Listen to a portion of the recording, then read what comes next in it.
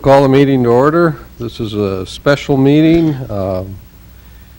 It is Wednesday, July 15th. I'll ask if there are any changes to the order of business. Okay, there's no changes to the order of business. We'll note that Commissioners Frenzel and Jackson are absent. We do have a quorum. The primary purpose of this special meeting is to review budget requests from entities really outside of city government. And then we also will be having a disaster recovery update before we adjourn. So we'll begin with the first entity to hear from, and that's the Convention and Visitors Bureau. And as you come to the podium, we'd ask for the public you to state your name and your position. My name is Terry Thiel. I'm the Executive Director of the Dickinson Convention and Visitors Bureau. And I appreciate this time to come back again and to visit with you. I do an annual report that I presented earlier, and visiting with Sean, I welcome any opportunity to come in and visit with the community leaders, what we do, and asking for requests. I will just say that this is the first time that I've done this, so if there is something that I have missed in a presentation or what you'd like other information, please let me know, because it's a little different format, which is I welcome, but just so I can kind of get through the first year with this. The request that we're doing is the annual subsidy for direct operating. We do receive the 2% lodging tax. We do receive a portion of the 1% hospitality tax, which through the ordinance is not less than 20% of the total revenue of what is brought in for that year. We are an advisory committee for this tax to the city by the ordinance, and I would like to request $110,000 this year. I did present a 2010 budget. This, I will tell you, will not be a final budget for us. Our budgeting takes place in the fall of the year. What we do is we go through the year. We also follow the North Dakota Tourism Division media plan. And this comes out in October. So we are not aware of all the cooperative media buys that will be available. So our year is January, December, but a lot of our decisions are not made till fall. So what I did do on that was that I took the income of the lodging tax and put it at $200,000. Now, typically what I do is I'm very conservative on the budgeting for the income. So this past year, you'll take a look at, you'll have 07, 08 actuals. I didn't put 06 in there. I visited with Sean a little bit, but we did adjust our accounting on there according to what is IACVB, International CVB accounting. And so it would have probably been a little confusing in some of the numbers going through the expenses. So I took that, and I have the two actuals, but and you'll see 08 was $216,583, but I actually did not budget that much. I did budget at 160. So I'm conservative. I budgeted this year at 190, and so I budgeted at 200 for 2010. I just do not want to get in a position of something that, let's say with the recession or anything. Our numbers have been strong, but I'm conservative. So I did put in the 110 for this year. So if you'll look on just the one without the other years, it's 310,000. Our private sources that we have are not a lot. We're looking at our guide and coupon. That's the only thing that we do ask people to pay for, and those are just costs. And actually, we eat some of those costs on there. Those are the colored ones that we do with the coupons now. Our gift shop is not large at 4,000, some interest, and our miscellaneous. Our miscellaneous will vary. That depends if we're going to be applying for grants through North Dakota Tourism. Let's say what you see on there is referring to our Gulf Getaway Package. So that one's a little subjective with that. So I just have a projected revenue of $325,087. I did put in then everything on the expenses, and you'll note that at the very back of that budget is that I have done a 5% increase. I just put that at this time because I really was not, I'm not able to right now give you an exact number with that. So I did a 5%, And if you look at the wages, taxes, health insurance, it's also staff training in there. If we go to, Amy and I go to Upper Midwest CVB Conference, North Dakota Tourism Conference, all of that's in there. So that's the top part. I put down there, the next is the marketing promotions, our trade shows, our FAM tours, convention sales. I did break down the advertising and the marketing a little bit. Sean and I visited. The only thing I didn't do it as an adjustment on that 5% would be the billboards that we have, because we're on contracts with those. So the rest of those I did at a 5%. We do our regional advertising, our local publications, our billboards, some production layout, website maintenance. The other part of our marketing would be on the second page for our printed marketing collateral. And those are the ones that we do for our tear-off maps, our Western Edge brochures, some photos, displays, annual report, rest area brochure fees and such. So I tried to break those out a little bit more than what I did with the other ones. The publication sales are guides to the city, the coupons, and then going into motor coach. Down there you also see the golf promotion, our merchandise. Our total marketing then, I'm estimating at $112,526. Our administrative ones are listed below, dues, insurance, postage, photocopying, equipment, building maintenance, supplies as such. Our postage is, has continued to increase, and we see that as a good thing. Our inquiries this year are up. And I've mentioned that before. We do contract with a company called One Fulfillment with the North Dakota Tourism Division, and then they can actually request our brochures, and that is up right now year-to-date from June is 8.7%. And so that's good.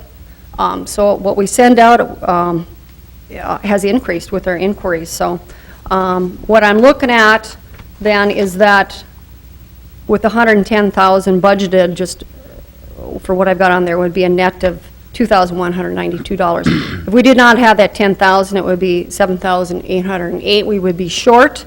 And so I've also put in there that if we were to reduce, what would we do? I do have fixed costs. We would look at some of those regional ads and what we can do with North Dakota Tourism, maybe the golf promotion, or even taking a look at our postage for what we can do for rates for weight. You know, we continually do that every couple of years, make sure that, you know, when we're sending out things, that maybe there's something looking at postage. And postage adds up very quickly. So those are some of the things that if I were to look at, that I may take a look at reducing. And as I had stated before, we would like to keep it at the 110 just based on the city ordinance of not less than 20% for the annual amount brought in. Going through that, then I would go back to also the application of what we do. I know when I talked to Sean, a lot of what you see on there is see the report. And so because I feel we have a very complete report that's given out to our stakeholders, to our leaders, you know, people all around. So our project description, I refer back to page 2, is what is a Convention and Visitors Bureau. And that we're an economic and community development organization whose purpose is to expand a city's economy by attracting conventions and tourist visitors. We're responsible for that marketing, is making it a destination for conventions and tourism activity. So I put that as our project description. Our target population is our leisure travel. Those will be the ones coming in to see the Dakota Dinosaur Museum, the Museum Center, our business travel, our conventions coming in, and then our outdoor recreation, of course, and leading into the Southwest and the National Park and such.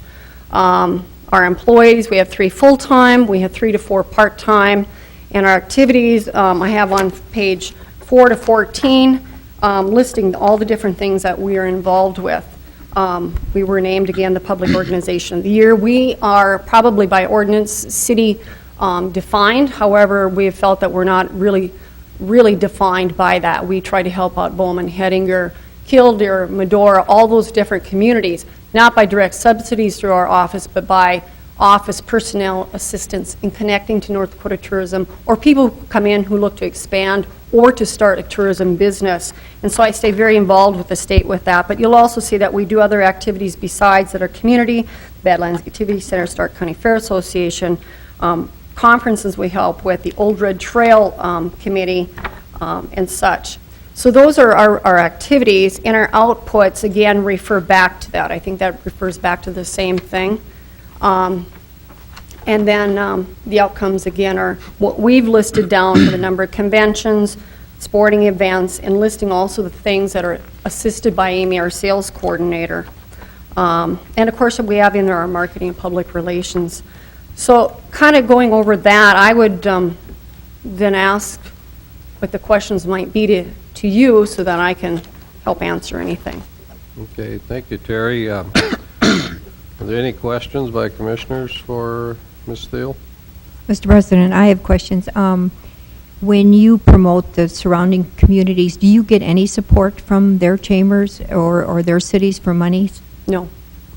And the other question I have is, since we're adding on quite a few more motel rooms, wouldn't your income be coming higher just by the sales tax? That's what we're anticipating, yes. And also rates have increased too, which has been a positive step. As our hotels and motels have either expanded, upgraded, added on, they've also increased their nightly rates. Well, that also in turn means that we're going to be receiving a higher revenue too. So all of those are positive things for us. We have not really seen a slowdown yet. And anticipating that a lot of that is also business travel because of the energy that's going on along with the tourism. We're very pleased that that's going to continue. I mean, we're thinking that's going to be stabilized. When the recession was hitting for people traveling, we still have seen people coming in through the office at a higher rate, or walk-ins, and our inquiries. And a lot of that, AAA has listed North Dakota as two things. One is the most friendly state, but this past year, the most affordable state. And so that, because of costs for a family, people coming in through the Minnesota, Wisconsin area that the North Dakota Tourism Division markets to, has been actually an asset to us. So. And I know you're being as conservative as you can be, but given the crisis we've had in the last week, plus the winter expense we've encountered, I guess I would like to see people be even more conservative if they can. And I would agree, but this tax is dedicated. It is dedicated for hospitality. There are three portions of that tax, you know, the direct subsidy, the grant program, and the rest of that is for visitor attraction by capital construction. So that's what, as I understand it, that tax is dedicated towards. And so, you know, we would like to keep people coming in. We want to keep that going on. We think that'll add to our economy by retaining what we have and using those people at the state level, keep people in here to keep our economy going, even though we've had those problems in the city. Okay, thank you. Mm-hmm. Terry, when you budgeted for 2008, go back a couple of years for the lodging tax, I'd like to know what the amount was that you budgeted for 2008. In 2007, you know, the actual number was nearly $173,000. What did you plan around in 2008? In 2008, we had budgeted at about at 160. 160. At 160.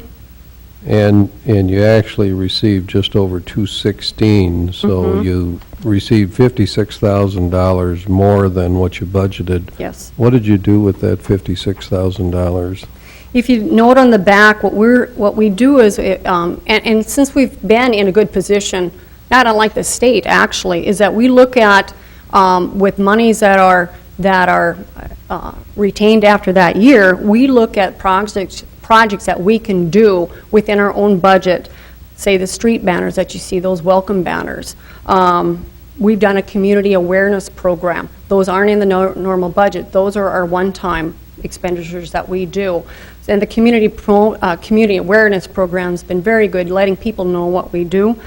We will purchase visitor bags. We did a Randall marketing, which was through the state of co-op, where we had a group come in that took a look at our community as a whole, what our CVB was doing, how the community looked. Those were one-time expenditures for that.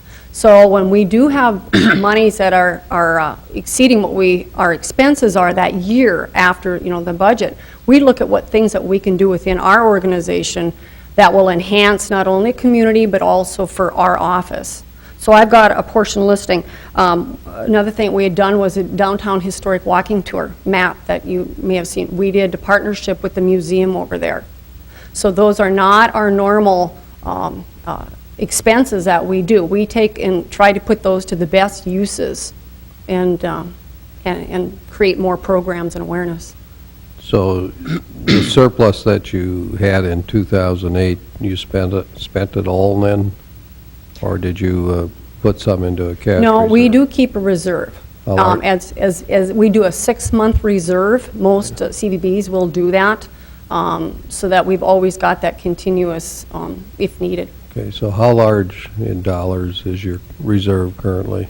We take the 6 months, so if we're looking at this, we keep $150,000 in reserve. Okay, so you have a good rainy day fund if, Yes, and if we look at a disaster ourselves, that's what part of that is for.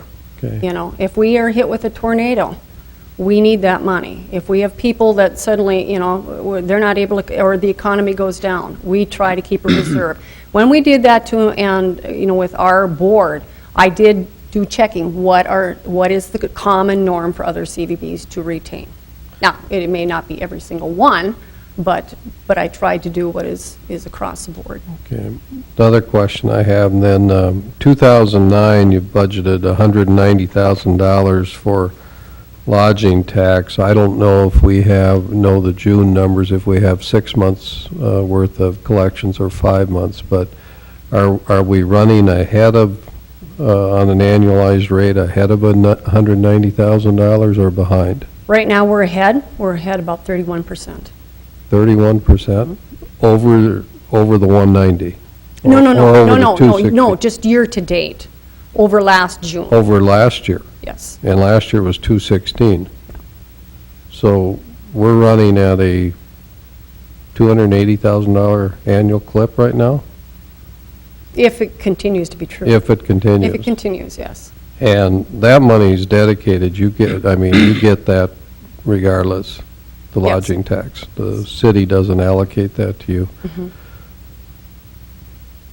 So you could possibly receive as much as $260,000 or say $280,000 even this year if things keep running the way they are. And I think as Commissioner Steiner or Commissioner Dukart pointed out, there's additional motel rooms. We could see, even if all we did was maintain that in 2010, you have possibly $80,000 more revenue to work with than what you're projecting. Possibly, Possi- if the year holds true, yeah. I mean, even if it moderates some, you still would have quite a bit more than you're projecting. And that, like I said, that was what gives us opportunities to go back and do internal things with the monies that are left over. Okay. So Tina, you might just double check those numbers, but based upon either 5 or 6 months data, if you annualize that out, I guess I'd like to know the number. I just, back of the envelope type thing, sounded like close to 280. And like I said, going back to on the requests, and us looking at, I'm also going back to the ordinance that talked about a portion of not less than 20% of the total revenues are dedicated to support of our organization. So I would like to retain at least a minimum of that. That's what I'm asking Yeah. for. That's a city ordinance, right? Yeah. Okay. Mayor Johnson, if I did work the numbers, if they do stay true to the 31%, it would be 283,723 by the end of the year. Yeah, that's a lot of additional revenue in 1 year. It is, and then again, it gives us opportunities, as I said. North Dakota tourism, there are many things that we don't participate in too, that we would be able to. Those costs for those, either it's good housekeeping or whether it's Red Book that they're doing for national exposure would enable us to do that. Okay, well, those are great numbers to have. So, other questions or comments for Yes, Mr. CVB? President. Yes, Mr. Steiner. Ms. Thiel, and this is really a revenue and expense sheet here and not a full balance or full balance sheet. I'm looking at the interest here, and it goes back to President Johnson's questions and so on. You're saying you keep 150,000 in reserve. Are those your investment funds? Are they made of money market? Those are And CDs. CDs? Those are CDs, and then we draw down. So your balance sheet would, your investments that you have are 150,000? Mm-hmm. No more? You don't have any other money out there and so on? We have some in checking and savings. Okay. I don't have that with me right now, But I yeah, mean, right. you total in your CDs and Mhm. money markets, you're talking Yeah, about yeah. 150,000. Is that correct? Mhm. Okay. The second question I have is, under the equipment maintenance supplies, you've been budgeting around 2,000. And next year you got 7,860, which is more than half of what you're Yes. asking for the increase there. Is that Mhm. a large item? Yeah, that reason, it would have been just at the 2,000. What we did do this year is that we did a very specific software purchase, IDDS software. And so annually, it would be 5,760 on that. Okay. Yeah. Just wondering how I got Yep. that. Okay, Yeah. thank you. Yeah, no, I'm glad you asked that. Other questions? Okay. Tina, you could just well stay up here at this meeting here. I asked her to make a run for me on Oh, the numbers. okay. So, but it, But yeah. Okay. Well, thank you. And Okay. I have one other short Oh. one, and the reason is that Sean and I were just talking, and it had occurred to me, is the Old Red Trail Committee. Okay. The Old Red Trail is a scenic byway now designated. I'm kind of ad hoc on that committee, but I know when Greg was here, we talked about just an annual donation and all that. Well, then, just shortly after that, I said, Sean, I just thought of this. What about Old Red Trail? So I did ask them to do some numbers, and I'll just pass out what I have. We did do $1,000 to them this year. This is a committee made up from Mandan, New Salem, Almont, Glen Allen, Richardson, Taylor, Gladstone, and Dickinson. And so I guess I would just ask you to consider that. I will pass this out, or Sean will come and pass these out. Just a little bit of background on that committee. And I think that maybe you've seen some things in the newspaper about it. I know the Bismarck Tribune's done quite a bit with it, but they have developed a brochure. They are listed on the North Dakota Scenic Byway. I do have their income and expenses from January 2008 to January 1509. Plus, I asked them to get it from the very beginning. So the very first one you'll see from 08 to 09 is that donation of $1,000. It was made out to us. I would like to see it come from the city. It does give the city then that name recognition of contributing to that committee. I do have an intern, a DSU intern, helping them. I've got a marketing plan for them, but what she is doing specifically is working with that committee to try to get them into social networking, doing the press releases, getting into different places. So it would be $1,000 that I would ask that it would come directly from the city to the Old Red Trail Committee for that. They did do a groundbreaking over the 4th of July in Mandan and dedicated their 4th of July parade to the Old Red Trail Committee. So I would just submit that. Okay.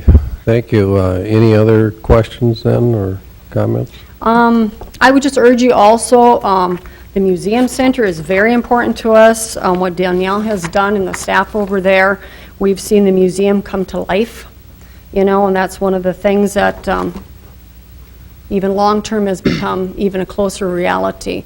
Those attractions up there and the programs that are being created up there are one of the things that we really have that we can market well and market year-round now as she starts developing things. So that whole complex up there, I'm sure she'll be coming to you with hers. We've seen great expansion and involvement. There's been programs going on, and we are very, very pleased with that up there. So, Okay. I'm sure she'll appreciate the kind comments and endorsement, so thank you. it benefits us greatly. Okay. Thanks. Well, Commissioner Frenzel, I didn't notice you sneak in. Welcome. Thank you. Rita, you caught that good. So glad you're here. All right, before we move on to the next item, any other comments, questions? Okay, well, then we're going to welcome Arts on the Prairie. Good afternoon. President Johnson, thank you for having me here today, and the commissioners, thank you. On behalf of Arts on the Prairie, you have always been wonderful supporters of the arts. The city has given us in the past $8,000, and also the use of office space over at the Public Works Building, which has just been wonderful. And so I would like to sincerely thank you. I will have to keep my comments brief, I'm sorry, but at 1:30 I do have a TV interview for the Tornade Band-Aid Relief Concert, which is on Sunday. So I would just ask that if you would continue your support of $8,000 and the use of the office space. That is what Arts on the Prairie would like to request from you again this year. Where we have been using our money, we continue with the Arts on the Prairie Band Shell Concert Series. The budget for that is usually around $6,000. I tried to keep it less. This last year I was able to keep it around $5,500.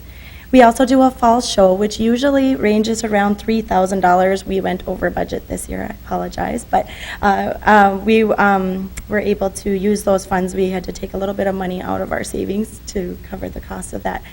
We've now begun a fundraising event, which is Dickinson's Got Talent, and we had an overwhelming, successful event, mostly in part to the Prairie Hills Mall. They did such a wonderful, supportive job of helping us out with that program. But we will continue to use that as a fundraising event for Arts on the Prairie. Some of the other things that we have on the horizon, we would like to try and have a bluegrass festival.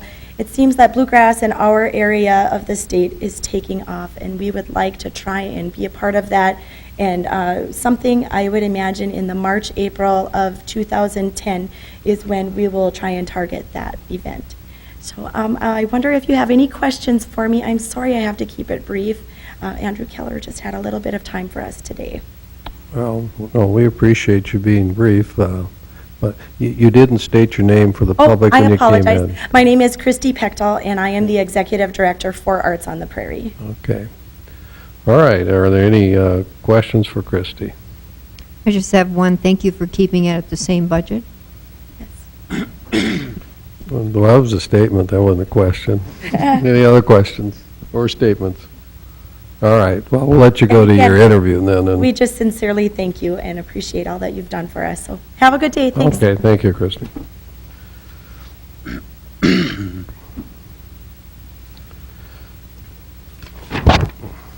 All right, Dickinson State University, the Theodore Roosevelt Symposium. Good afternoon. My name is Sharon Kilzer. I am project manager for the Theodore Roosevelt Center at Dickinson State University. And if you'll give me just a moment, I do have a presentation to load up here.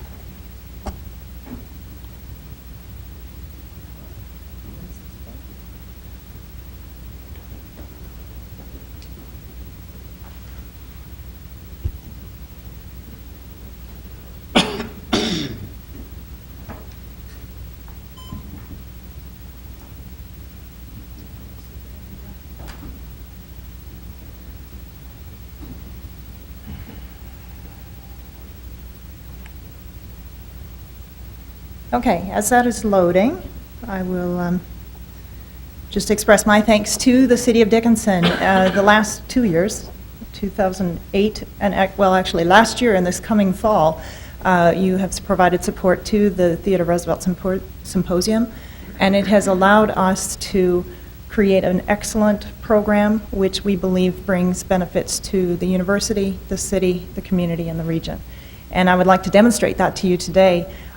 Beginning with looking at the numbers relative to the symposium, then looking a little bit at the budget numbers of participants first, and then the budget, and then finally looking at the results in light of evaluation comments we've received, and also some informal feedback from speakers and others who've been with us here in Dickinson for that event. think we're just about up here, if you'll give me just a moment yet.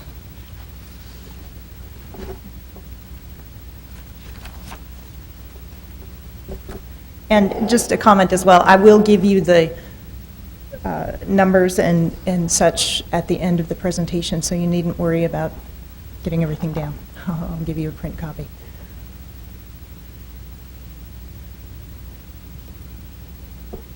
Okay, I believe we're in. Oh, I think I took the wrong one. I did.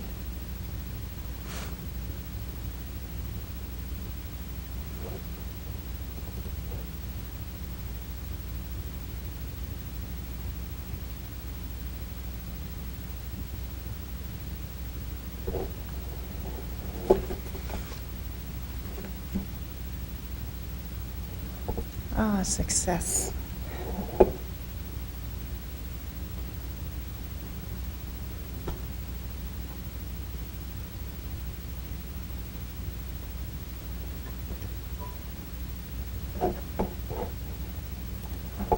Okay, sorry about the delay there. All right, just to look at the number of participants that we have had for the Theodore Roosevelt Symposium. As you may know, we started in 2006. In that year, we had about 512 participants in the symposium. 2007, we grew to 571, and in 2008, our numbers were up to 649. We're very excited about those numbers, and I would like to point out how those are counted and who is included in that. Some of you have had the privilege to attend and understand how this works. We have a number of high school students from local and regional high schools who come in and participate for part of a day, and they are counted, anywhere from 100 to 150 students. We also have DSU students, both in the Theodore Roosevelt Honors Leadership Program and in other programs throughout the university. The faculty try to encourage the students to participate in at least part or all of the symposium. We have community members, alumni, local citizens, people from throughout the state of North Dakota and throughout the country, as we'll see in a moment. So we count everyone who walks in the door during those 3 days. I want to assure you, before anybody gets too excited, that we do not count, however, the bison and elk who showed up for our panel discussion last fall as we met at the Chuck Wagon in Medora. But we have this wide variety of participants, and I like to point that out because the mission of the university is to contribute to the social and cultural success of this region, and we believe we're successful in doing that as we provide programs like this that draw people and serve not only our students, but the community and the broader community of North Dakota and the country. Of these participants, I'd like to point out we have 2 Canadian provinces represented and 35 states for a total of 37 states and provinces. We're very excited about that. The first year we had 28 states represented, from Alabama to Alaska and from California to New Hampshire. So broad representation. Finally, on the numbers, we have a community of scholars and authors around Theodore Roosevelt and the broader area of American history and the American presidency. And of those, 14 will have been to Dickinson and southwestern North Dakota after this year's symposium. And you see here a photo of Doug Brinkley. He may be familiar to some of you as a friend of this community in this region. So we're pretty excited about our success by the numbers. Incidentally, Sharon, I just, not much more than 2 weeks ago or 3 weeks ago, I was surfing the channels one day, and I suppose it was C-SPAN or some other program came on. They were interviewing Doug Brinkley on some issue unrelated to North Dakota, but during the interview, they started talking about North Dakota and Medora, and he had great comments, to say about this area, and that kind of publicity is priceless, really. It is. It's remarkable to have that access to these scholars, and he's one of many. We're developing a community of scholars that we hope will continue to do that for us. Okay, let's look at the dollars a little bit. Again, I'll give you these in print form a little later. We project our revenues around $67,000 with a combination of registration fees and sponsorships. I do want to point out one item here. Under North Dakota Humanities Council, this is an increased amount that they have given us for 2009. We hope they will continue to support us going forward. They did that on the basis they're asking for programs that they fund. It has always been their policy that they be free and open to the public. And we provided a portion of the symposium with that understanding in the past. Beginning this fall, we will be making all sessions free and open to the public. Things that happen during meal times will not be. The entertainment piece that we do on the Friday evening session will not be open to the public. But it's on that basis that they increased their support. And so our registration income in the past has been a little higher than we reflect here, but we're looking at actually decreasing registration in light of their increased support and hoping again to draw in a larger audience that will see the value of participating in the meals and the entertainment piece and having more access to the scholars. So on the expense side, again, these are based on our experience thus far, kind of the levels that we've looked at. In the past, our speakers have cost us between 10 and 14, so it's a little early to have more specific numbers, but if you have specific questions, I'm happy to respond to those. I would also like to point out relative to the dollars, in addition to the direct expenses incurred to sponsor this event, we calculate that the in-kind contributions from DSU for staff salaries, the faculty who participate in the planning and execution of the symposium, student assistants, office space, equipment, that we believe is at least $25,000. Just looking at committee meetings and coordination going into this. So the university has made a significant commitment to this program. Any questions about the budget before I move off the numbers? Okay. Now I'd like to just quickly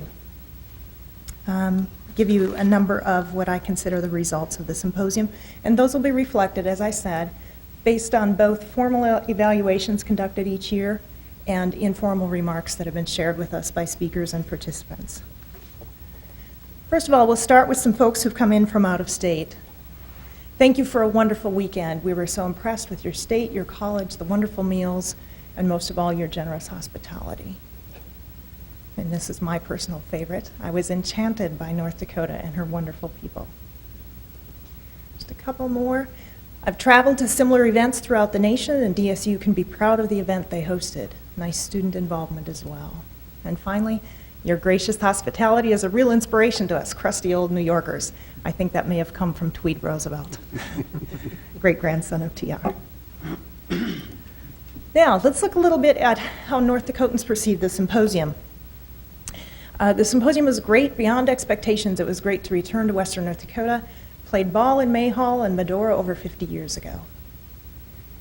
Somebody coming back, reminiscing, having reason to come back to the area because of our event.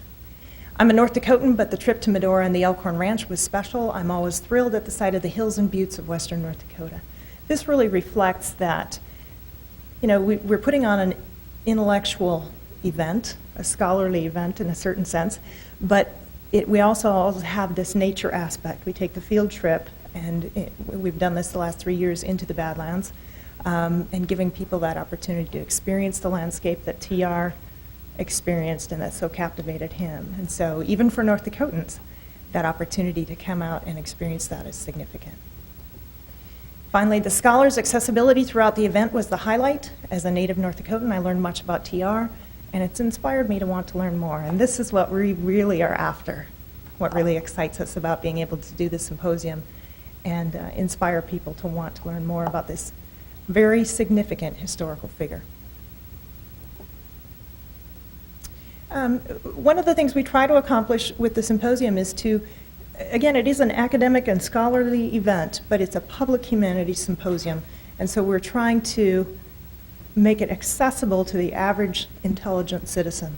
It is not specifically targeted to scholars. And so we have a couple of comments here. One, I'm a retired educator, but I'm not a historian. However, you're causing me to develop an interest in becoming one, and I thank you. So again, the average citizen, this is an accessible program that they can appreciate and enjoy. And at another level, one of the better meetings I've ever attended in my university career. So we're being successful in striking a balance, providing a program that serves both audiences. Just a little bit on repeat visitors, looking at the benefits to Dickinson in bringing people to our community. This is probably our only negative comment that I've included today. Hold it sometime other than the first weekend of pheasant season. We ran into difficulties last fall because, as he points out, as the participant points out here, it made finding a room in Dickinson quite challenging. I think, in fact, one of our speakers from North Dakota had planned not to stay in Dickinson and then changed their plans late, and we got the last hotel room in Dickinson for them. So we can't always control that, but we are aware of the challenge. And then also, this is my second year at the symposium. I thought the speakers among the best history lecturers I've ever heard, superior even to the 2007 meeting, and they were very good. So again, your support is allowing us to maintain a standard of excellence that keeps people coming back.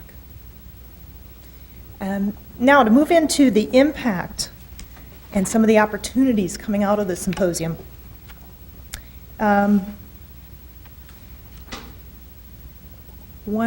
participant comments, "Thanks for the wonderful weekend. We've been singing the praises of DSU in the symposium to friends and family. We like to hear that as an institution, that the university is developing a strong reputation. Excellent symposium. Keep up the good work. It's well planned, and I'm proud to recommend it to my friends." And finally on this, day trip from Bismarck, but next year we'll stay in Dickinson. We're very excited about being able to bring people who will stay in Dickinson experience what we have to offer. To broaden this a little bit, this far exceeded my expectations. I'd like to hike or camp some of the areas where Roosevelt hunted, perhaps a guided expedition. There's a little entrepreneurial opportunity here. And finally, put together a PowerPoint on TR for my Kiwanis Club and ordered 25 books for holiday gifts. We hope to see you next year. I don't know where that Kiwanis Club is. Somewhere in the country. They heard about Dickinson, North Dakota because of our symposium. I had a call from Elise Murphy Rowe of the Murphy family, whom Murphy Hall is named after. And she, too, was doing something similar this last fall after our symposium.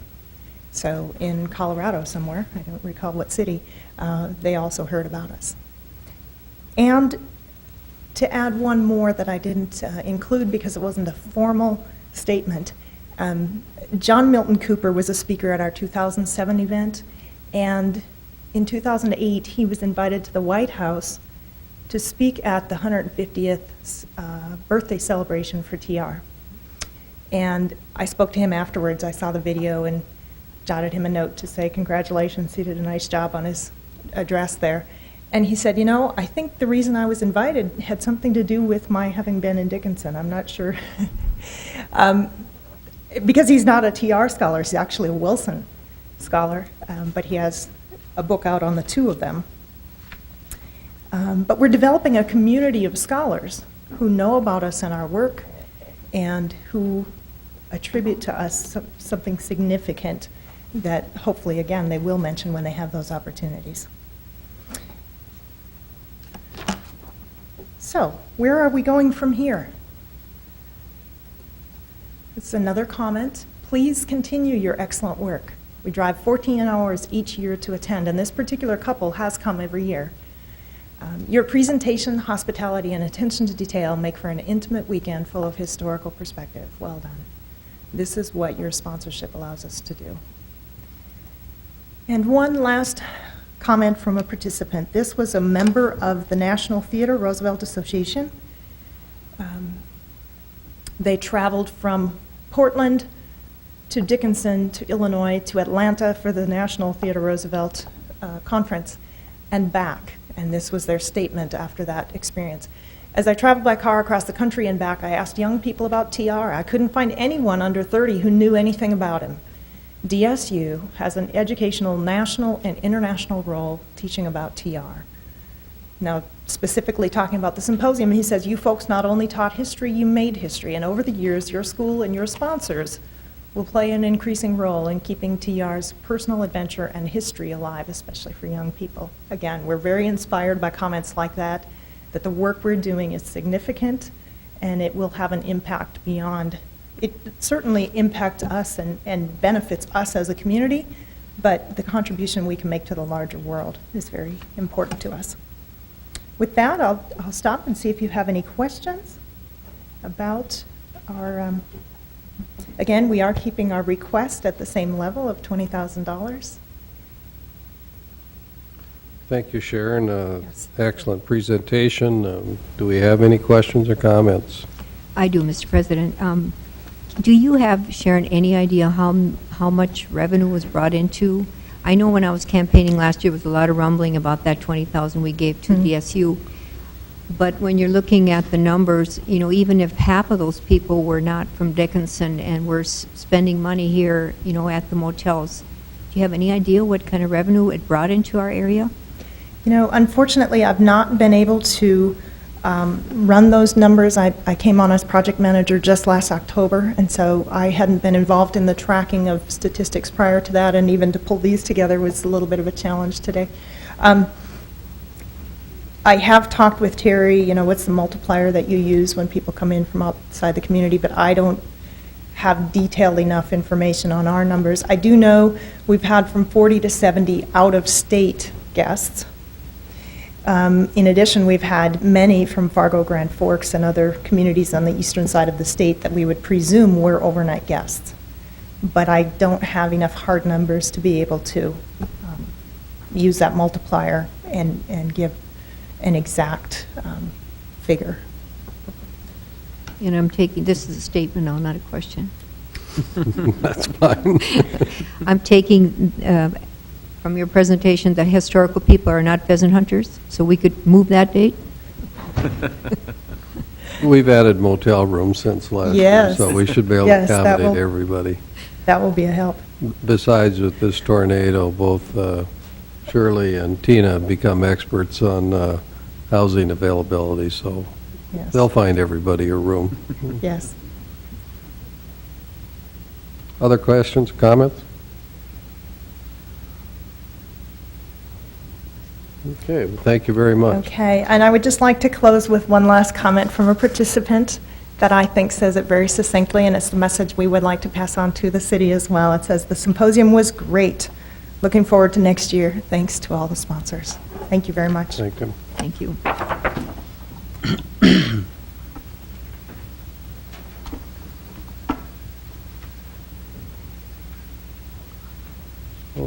Okay, next we're going to hear from Elder Care. And we're going to welcome to the podium former Mayor Fred Gangler. Welcome. Thank you, Mr. President. Thank you for the invitation. I think it's an invitation, isn't it? Okay. And commissioners, as you know, Elder Care assumed the responsibilities of the cab company in April. And you have a handout. You can just breeze through that if you like.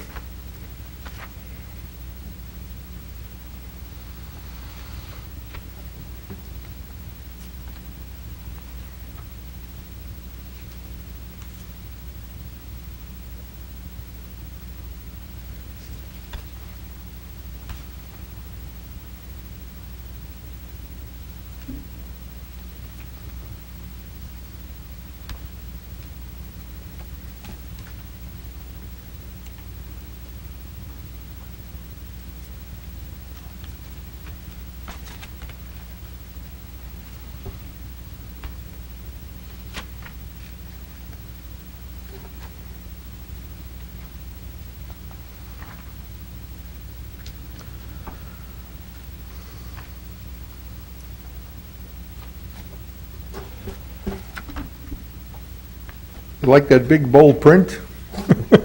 It's kind of Yes, nice. yes, we do. I have with me today several of our board members and our management staff, in case there are any questions. I think that, first of all of us agree that this is a needed service in the community. If there's somebody that doesn't think that it's a needed service, then we can talk about that. We undertook this project, I believe, at the request of the city. We understand that you did have other possibilities, but as Sean told us, elder care was probably the most logical and maybe the most promising of the prospects. And we don't know if you talked to other prospects or if they were qualified or whatever, but that's beside the point. It's been very difficult. We asked for records. You know, anytime you take over or buy an existing business, it's nice to get some records, some financial statements, we see some profit and losses and so forth. We got nothing. Absolutely nothing. The only information that I got is I came over to City Hall and Sean let me go through some of the files, which didn't tell me anything. The previous owner didn't furnish us with any record, and I don't believe he gave you any current records either. Is that correct, Sean? That'd be correct. You had access to everything we had. Okay. And just on a personal note, I've been acquainted with the local taxi service since 1974 as a commissioner and also as mayor. And even prior to that, I had some exposure to local cab companies. And I can truthfully say that I had never seen one that was a profitable venture. I don't know of anybody that operated a profitable business. It's an extremely difficult service to provide, and that you can check other cities in the state, you can check other states. Public transportation needs to be subsidized by federal, state, and local governments, and that's the only way that it will work, and I think we can all agree upon that. It just doesn't work. You will not have any attachments, even though our handout says you have attachments. We just have not put together any solid statements yet, projections, or we do have some actual numbers, and those aren't really of much help either, because it's a growing situation. It's a growing business. We just got into this thing. Some of you may think, and other people in the public may think, that elder care is the transportation guru in the community, and that's not so. We were established to provide meals for the elderly and transportation for the elderly and the handicapped, which was limited. That's not general transportation. Now we are in the general public transportation business, and there is a huge difference. When you deal with the elderly and the handicapped, you kind of know what your market is. You pretty well know who they are because they're repeat users of the service. We establish a relationship with most of these people, and we kind of know who we're going to be providing rides for. We also know about where our subsidy is coming from, which is over the years. I've been on the Elder Care Board for years. Some of our board members have been there longer. It's never enough.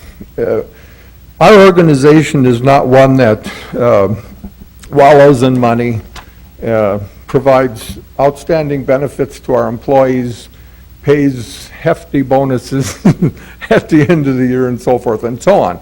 We don't have those luxuries. That's one of the problems that we are finding with taking over this company, is that we try to give our employees a decent wage. And I think that all of you would agree with that. If it's a job worth doing, it's certainly a job worth paying. And we try to hire qualified people. The previous cab companies were not under the same restrictions, guidelines, and requirements that we are because of our grant situation and because of who we are and what we are, the way we're established. So it has become very difficult. Now, we will provide you with some more solid figures within the next 2 or 3 weeks. We're compiling those now. It's just been, we had the disaster situation, and you can see we provided a bunch of rides. Well, that throws our numbers way off, and we hope that that never occurs again. But we're trying to get that all washed out now and trying to get down to some really solid numbers. So, another difficulty that we find is that the city is on a calendar year, which you probably can't do much about, and the state, of course, is on a July 1 fiscal year. So we never can balance that very well. We know what we're getting from the state, or we will know shortly, but we don't know what we're going to get from the city for the year 2010. So when we're doing our projections, if you're running a regular business, you start doing your projections, you can kind of get a good estimate on what you think your sales might be for the coming year. Well, this business doesn't allow us that opportunity. We have no idea. We have no idea what fuel costs are going to do. We have no idea what the state has in mind, and so forth. And the vehicles that we assumed from the city were not quality vehicles. You know that. They were worn out. We got thousands and thousands of dollars in repairs and so forth to get those back in a standard operating condition. So it's also my understanding that the $1,632, is that a close enough number, Sean, that we're getting from you now? Very much, yep. Okay, we're assuming that that's going to stay the same until the end of this calendar year. Right, and that's a per month subsidy. Per month, $1,632 per month. And that's for the taxi service, right? Pardon? That's for the taxi service. Right, this is for the taxi service. Okay, so we're going to assume that you can't change that. Okay, that you're going to leave, that's going to stay the same. And Sean and some of us have had a couple of meetings and so forth. Oh, and by the way, he did assure us that we still have the same support from the commission that we did when we took this over. That's correct? You're still willing to support us? Okay. Now, there's something that we didn't overlook. It's just that we caught this in doing our projections, okay? The previous cab company was getting about $36,000 a year from us, from Elder Care.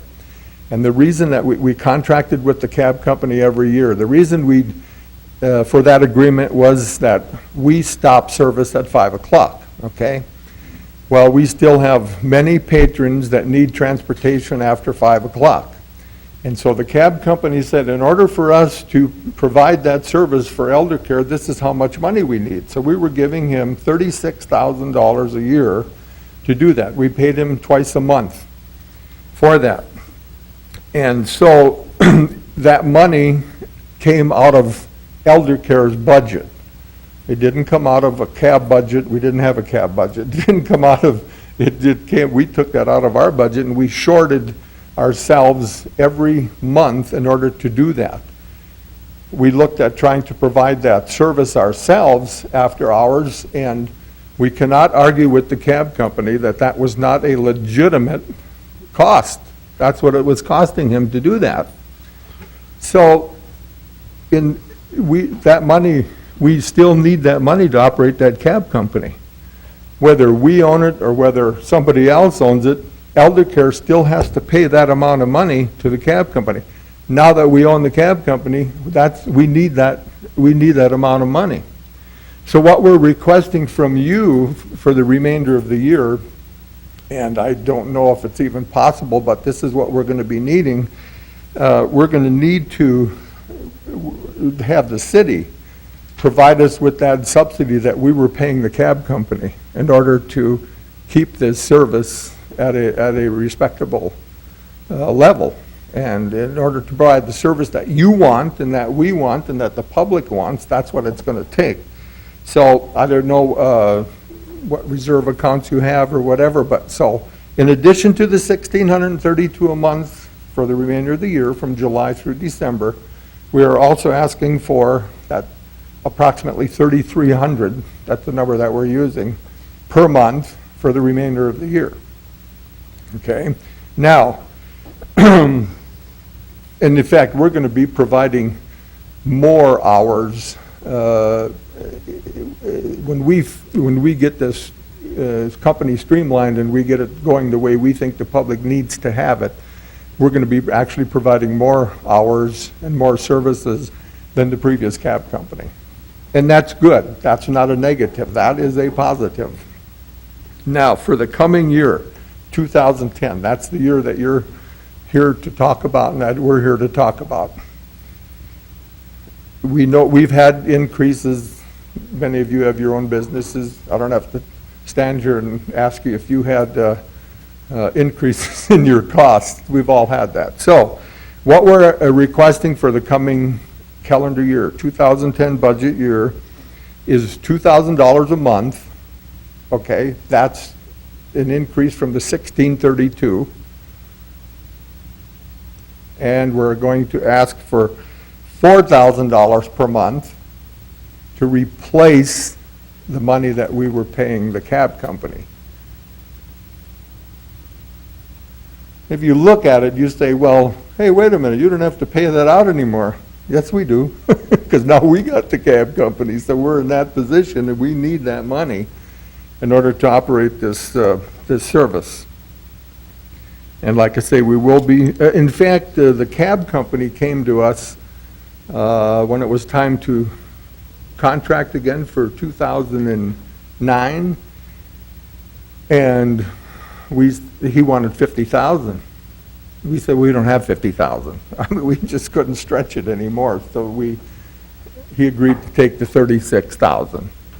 So we kept it at that, but we know that, you know, that we've had some increases and so forth. So,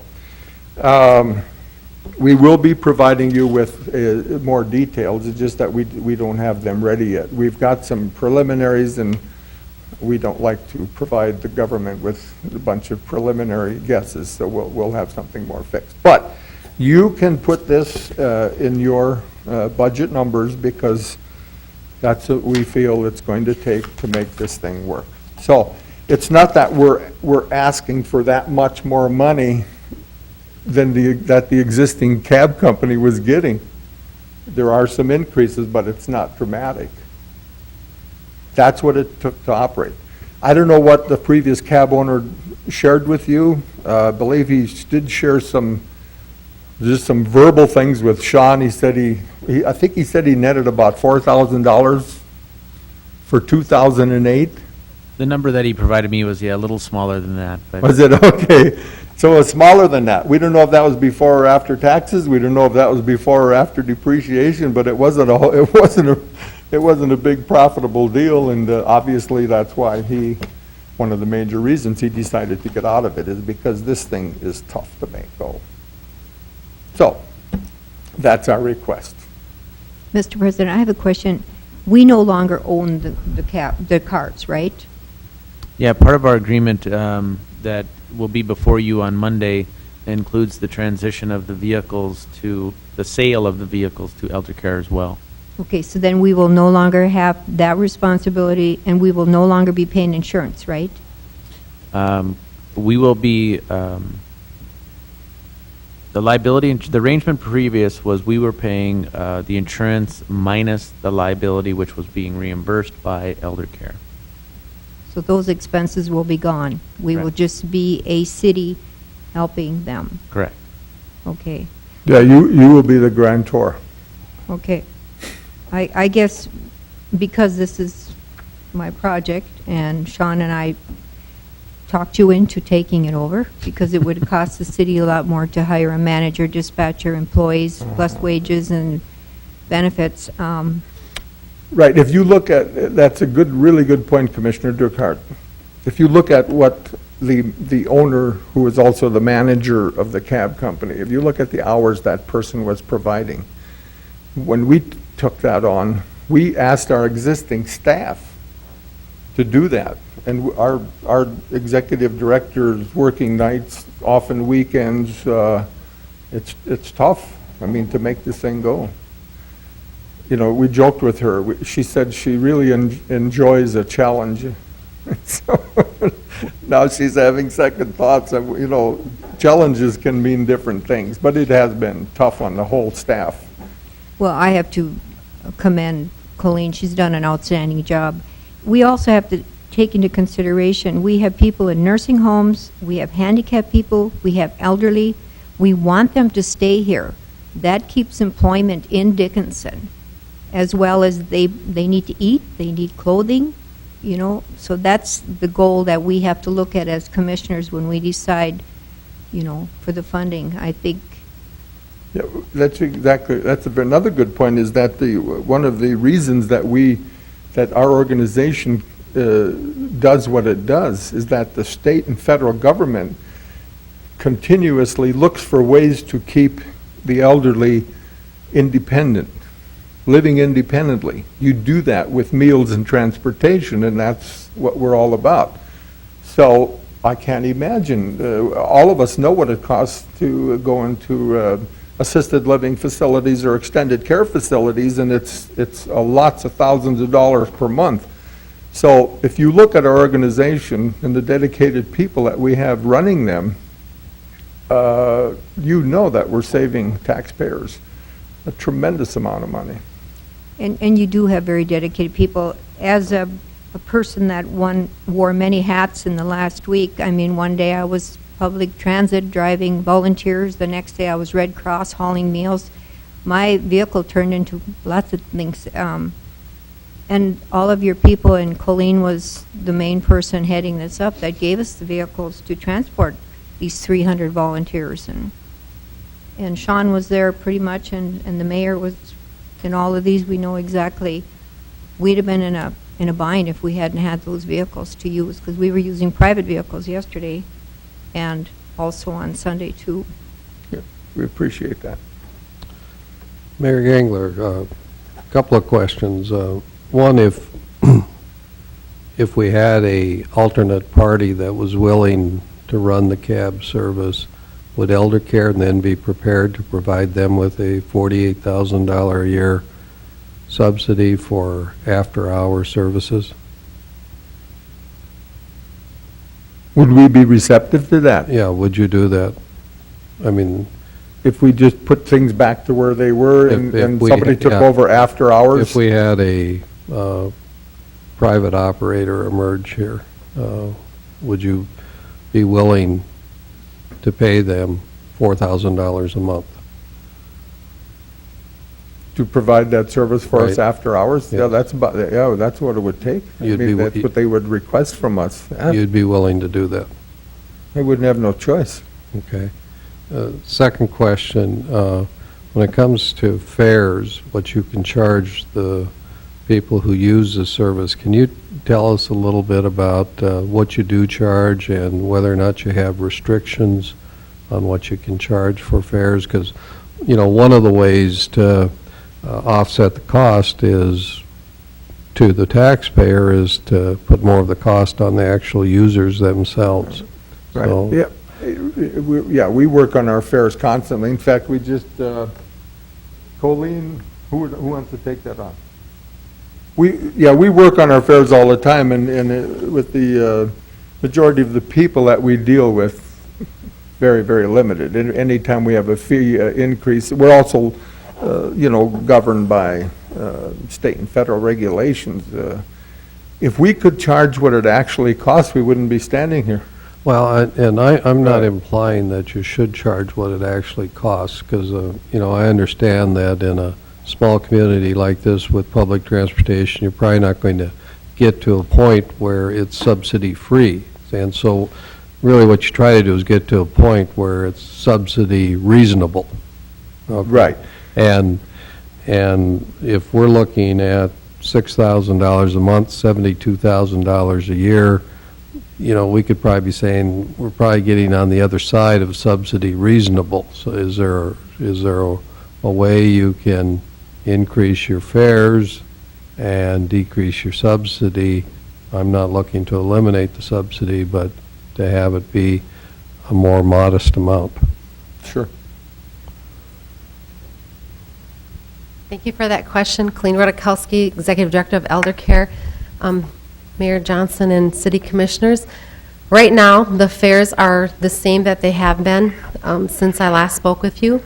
I was instructed by the Department of Transportation to keep the fares identical to the current setup it was under when Elder Care took over until we created a new fare schedule and publicized that for a full month so that everybody in the community understood and had time to adjust to that fare schedule. There are many, many, many, many dynamics to the fare schedule. Right now, what we're charging is $3 during the daytime hours for anybody. So the taxi that was getting $8 during the day, we're getting $3. Reason being is that's the fare schedule that we had at the time. When we're after hours on quote taxi time, we charge $3 to the elderly and disabled who have a blue card with us that have shown that they are elderly or disabled and that they need that $3 ride. And then if they are not and they're the general public, we're able to charge the rates that the previous cab owner charged. Those rates the previous cab owner charged they were different across the board for different places, and maybe that's okay for a private entity to do. Being who we are, how we are funded, we need to be very careful not to discriminate and have the same fare across the board for people. What I'm planning to do, and I've been researching this for many months, just have not had time to sit down and make a decision.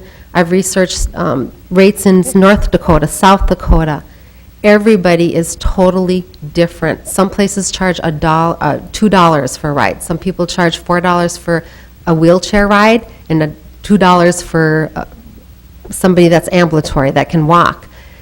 It's very, very different across the way. So it's hard to determine how to do that. Elder Care has been giving on-demand rates, or on-demand rides, excuse me. On-demand ride is when you call right now and you need a ride to go someplace. We also take pre-scheduled rides. Pre-scheduled rides is you call a day in advance, we route it. It's a cheaper ride for us. We can route it with our software. But since I've been at Elder Care and since its existence, we've been giving on-demand rides for $3 to a day. So we need to be careful as we do make these changes because that on-demand ride needs to be higher. It costs us higher. So the rates are very, very, they're all over the place. I've sat down a few times to work on it, and I'm here to tell you the truth. I'm really, really busy. I'm jumping from one project to another. We're pleased to be adding these hours, but it has taken quite a bit of time and resources with the staff, the hiring, the training, the advertising, in addition to everything else. We've been doing, I think, an amazing job, and I want to commend our staff for doing an outstanding job. Since last Friday, we are at the whole taxi hours. We're doing that because the rides are a little slower at night with a couple people, but I still need to check in on them, making sure things are going proper so that we're functioning safety. So the rates, I understand passing that on. At this point, I think sometimes the cab rate's too high. Because I don't know, would you guys pay $16 if you were on a real low income? Would you pay $16 to go to Walmart to buy your groceries? That's what that's what we're asking the community for, an on-demand ride. Is that if I call you from home and want to ride to Walmart, is my rate $16 It's $8, but that's another $8 to get you home. to get me? Mayor Johnson, yes. That's a lot of money, I think, for some of the people that do not have funding. You and I don't think twice about going anywhere, do we? Some of these people that call me are like, geez, this is all the money I have, and I need to go to the grocery store, and I need to go to the bank, and after I go to the bank, I need to go here. So I'm very cautious of that because I'm close to our customers. I know our customers, some of them are low income, they're elderly, they're on fixed rate incomes. That's a big deal to me, and I think we need to be careful what we're charging. I'm looking at taxi meters because I think when you go from one side of town to the other, it's longer than if you're going from Dickinson Clinic to the nursing home. We're charging that same rate. We're charging $3. If you go from the courthouse here to Walmart, it's $3. From the courthouse here to the Dickinson Clinic is $3. So I'm looking at some taxi meters, and there's a lot of those out there, but there's some that are good, some are poor. It's a larger research project than I anticipated, and I want to be very careful when I publicize the new rate schedule that it's a good, fair rate schedule, that people can afford transit, because there are so many people, and I repeat that, so many people that rely on us for transit, not just elderly and disabled. We've got people that go to work, and they work in the middle of the night. You know, they need to have a ride home. They don't have transit. You know, we are transporting a lot of people. We're transporting people that don't have driver's license, you know, and I think that we need to be very careful that we're providing an outstanding service to our community that's fair, as best as it can be. Any questions on the rates? And we charge $42.50 to go to Bismarck. We lose a lot of money doing that ride. That's what the ride has been since I came on board. $42.50 to drive from here to Bismarck. The driver sits sometimes 4 hours waiting for somebody at the clinic or a surgery. Then they come back. That doesn't cover even the gas level, the driver's wages, the liability, the insurance. So this is a very costly operation, I will not lie to you. We're doing our very best, and I appreciate Fred Gangler assisting and helping present to you today. I think we all want to provide the transportation service, and I'll just go back to the phrase that I used with Mayor Gangler, and that is, we want to do this at a reasonable subsidy. We wouldn't expect the full cost to be borne by the users, but I know when I travel for business in a large city, I think just when they pull the taxi away from the curb, I see the meter hit $3 right there. We're just onto the street. I mean, it's you're replacing the cost of an automobile and all the expenses that go along with that too. So when we actually sit down and figure what it does cost us to ride places, it's a fairly high cost. But we would just encourage you, or at least I would, to adjust your fares where you can, capture as much revenue as you can there, and allow us to provide a reasonable subsidy. I think $72,000 a year myself is probably on the other side of reasonable, would be my reaction. Yeah, I can see why it would appear that way, but if you, like I say, when you look at the business, and what it takes to make this thing go, I think we've got, how many people, how many drivers and dispatchers now?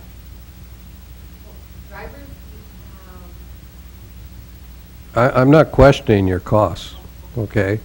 Yeah. You know, no, I'm not questioning that you don't have real Right. costs. I'm just, If you were to take this business from us and give it to a private for-profit business and say, make this thing work, I want you to make a premier transit company out of this organization, that's what the fees would definitely be very, very high. You talk about traveling, last time I flew into Kansas City and took a limo downtown, it was $68, Right. you know. But anyway, I also want you to know that we have many other programs that we operate and that we do not and cannot move funds from one program to another. Well, first of all, there is none. We're short in our food program right now.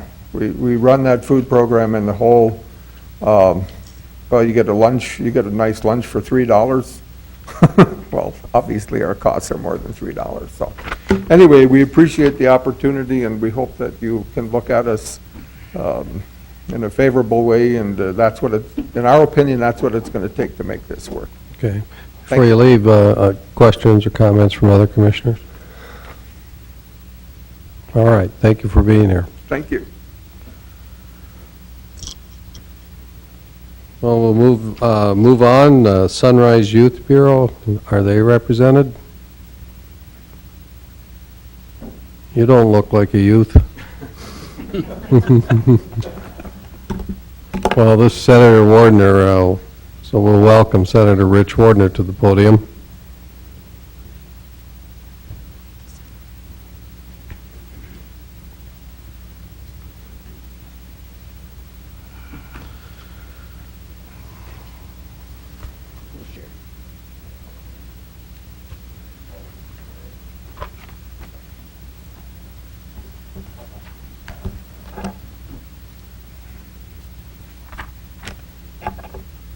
Well, thank you for having me and scheduling it. My name is Rich Wardner, and I want to thank Mayor Johnson and the commission for allowing us to present at this time.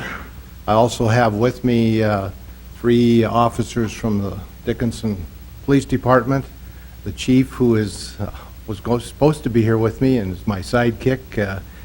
He's sick today, so he sent 3 people, Officer Van Dorn, Officer Leach, and Officer Banyai. So they have some, if you have any questions on how they use this agency, they'll be glad to answer them.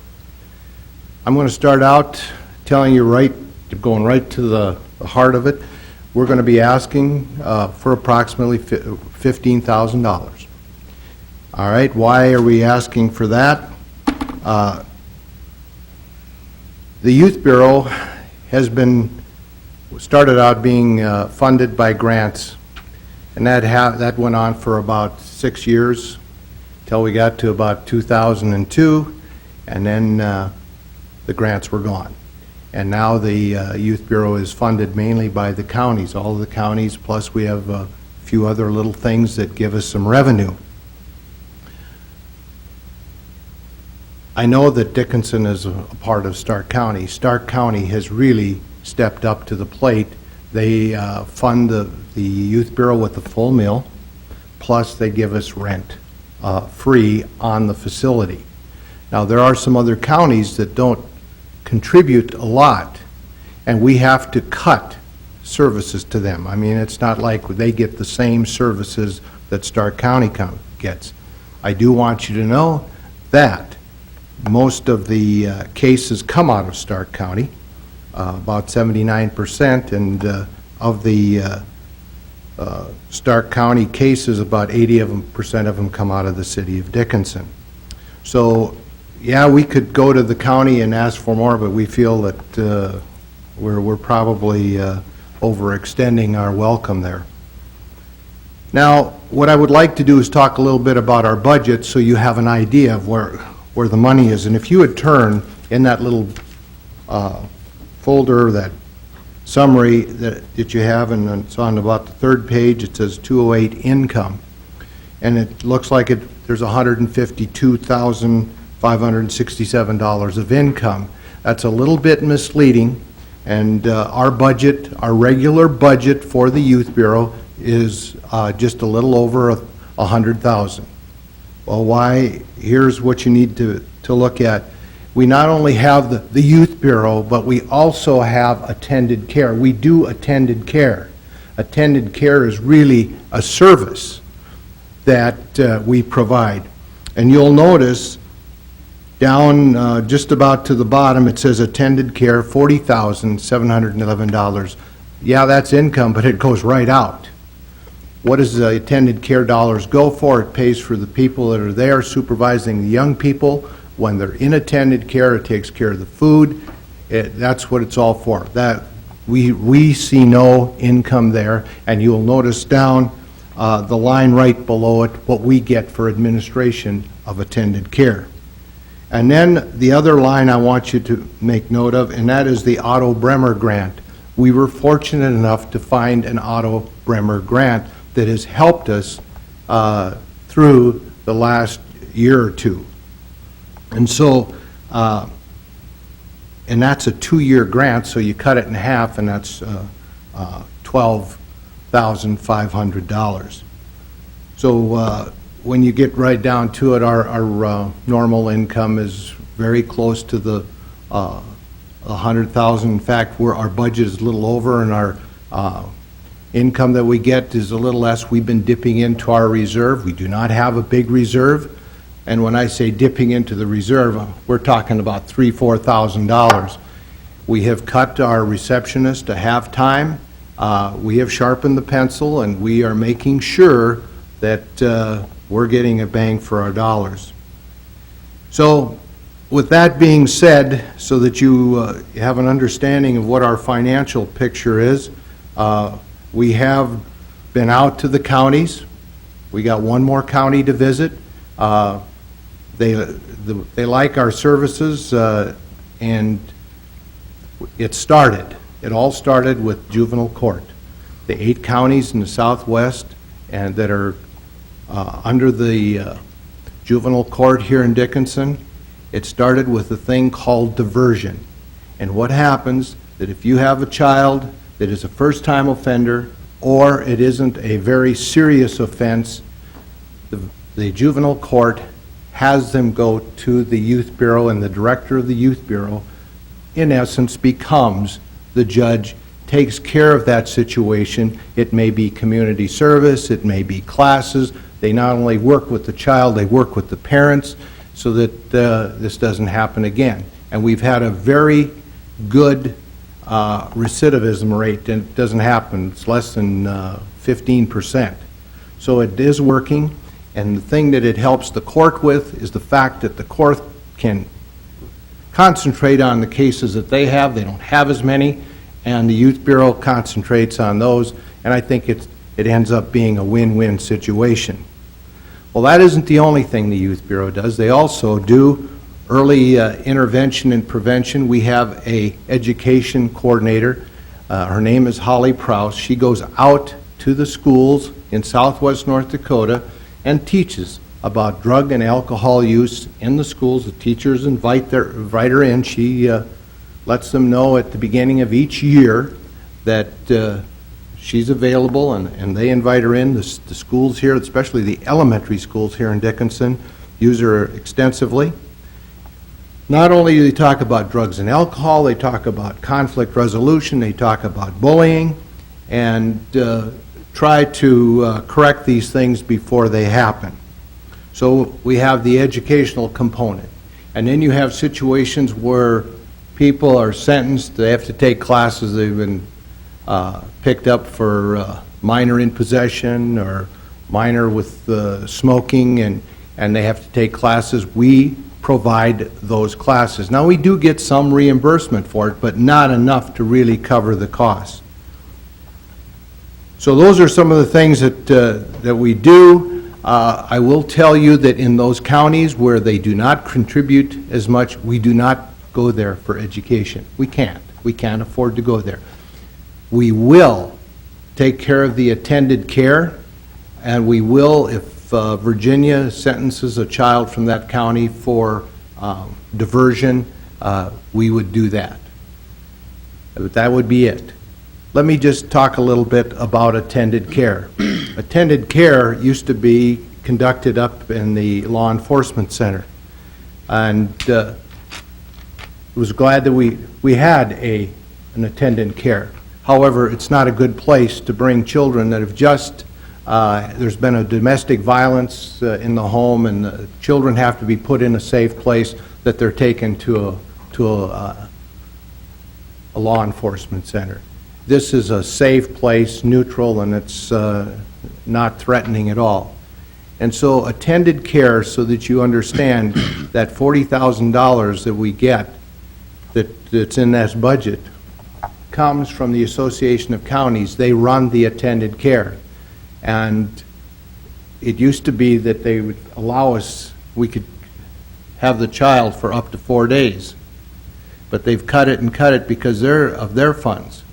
And this creates not so much a problem for us, and it does, but it causes a real problem for the agency, and usually it's social services that need to find a place for that child. So let's say we have a child that's in trouble, they've got them in attended care. At the end of 2 days, that's it.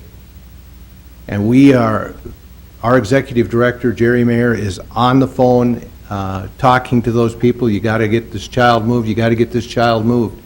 And if it goes over, we have to take care of it. We do take care of it. That's where that Otto Bremer grant came in. We use it sparingly. But there are some situations where a child cannot be placed in 2 days. Just can't.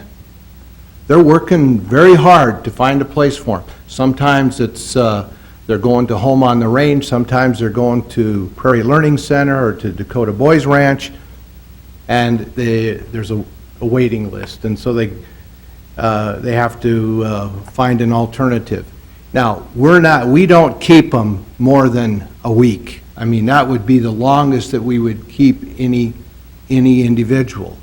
So we're not talking about this extended care being a long time. But as we went out and have talked to the counties, the one thing that the county commissioners all agreed on, the service that we provide, of all the services, if you could help us out by keeping a child 1 or 2 days more, so approximately 4, would be really a help.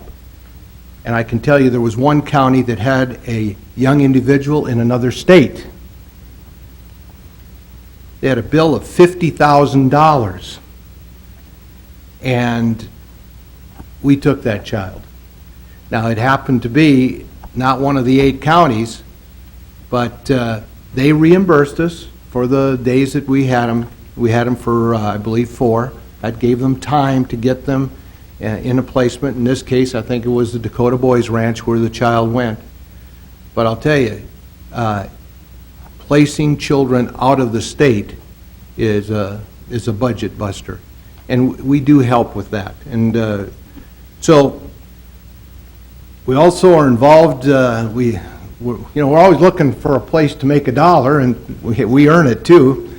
And being the fact that I was the assistant principal at the high school, I do appreciate this one, and that we do out-of-school suspension. The child is not running the streets of Dickinson.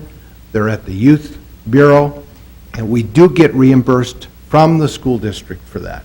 We do get reimbursed. So, but it's still a service that's there that wouldn't be there if it wasn't for the Youth Bureau. And so I know that when I was the assistant principal, very seldom did I ever do out-of-school suspension unless it was really necessary, because I knew they were at home and having a good time. I kept them in school suspended. But when you do it and they've got a place to go, it has a much bigger effect. Officer Van Doren, who is here today, does work with that. So with that, Mr. Mayor and members of the commission, we appreciate any help that you could give us. Our budget is tight. It would give us flexibility, and it would give us, it would just keep us from dipping into our reserve. And so with that, I'll answer any questions that you may have. Thank you, Senator Wardner. Comments or questions of Senator? Since you are a senator, is there any chance for state aid for organizations like this? Mr. Mayor and members of the commission, we did have a bill in the legislature this last time, and it was very close that we would have gotten some aid out here, but they only did one demonstration site, and that's in Bismarck. There was 2 proposed. If that one goes well in Bismarck, I think you'll see something just like you were asking about. Okay. We have the Sunrise Youth Bureau here, for 8 counties, you said. In other parts of the state, are there comparable organizations to this one?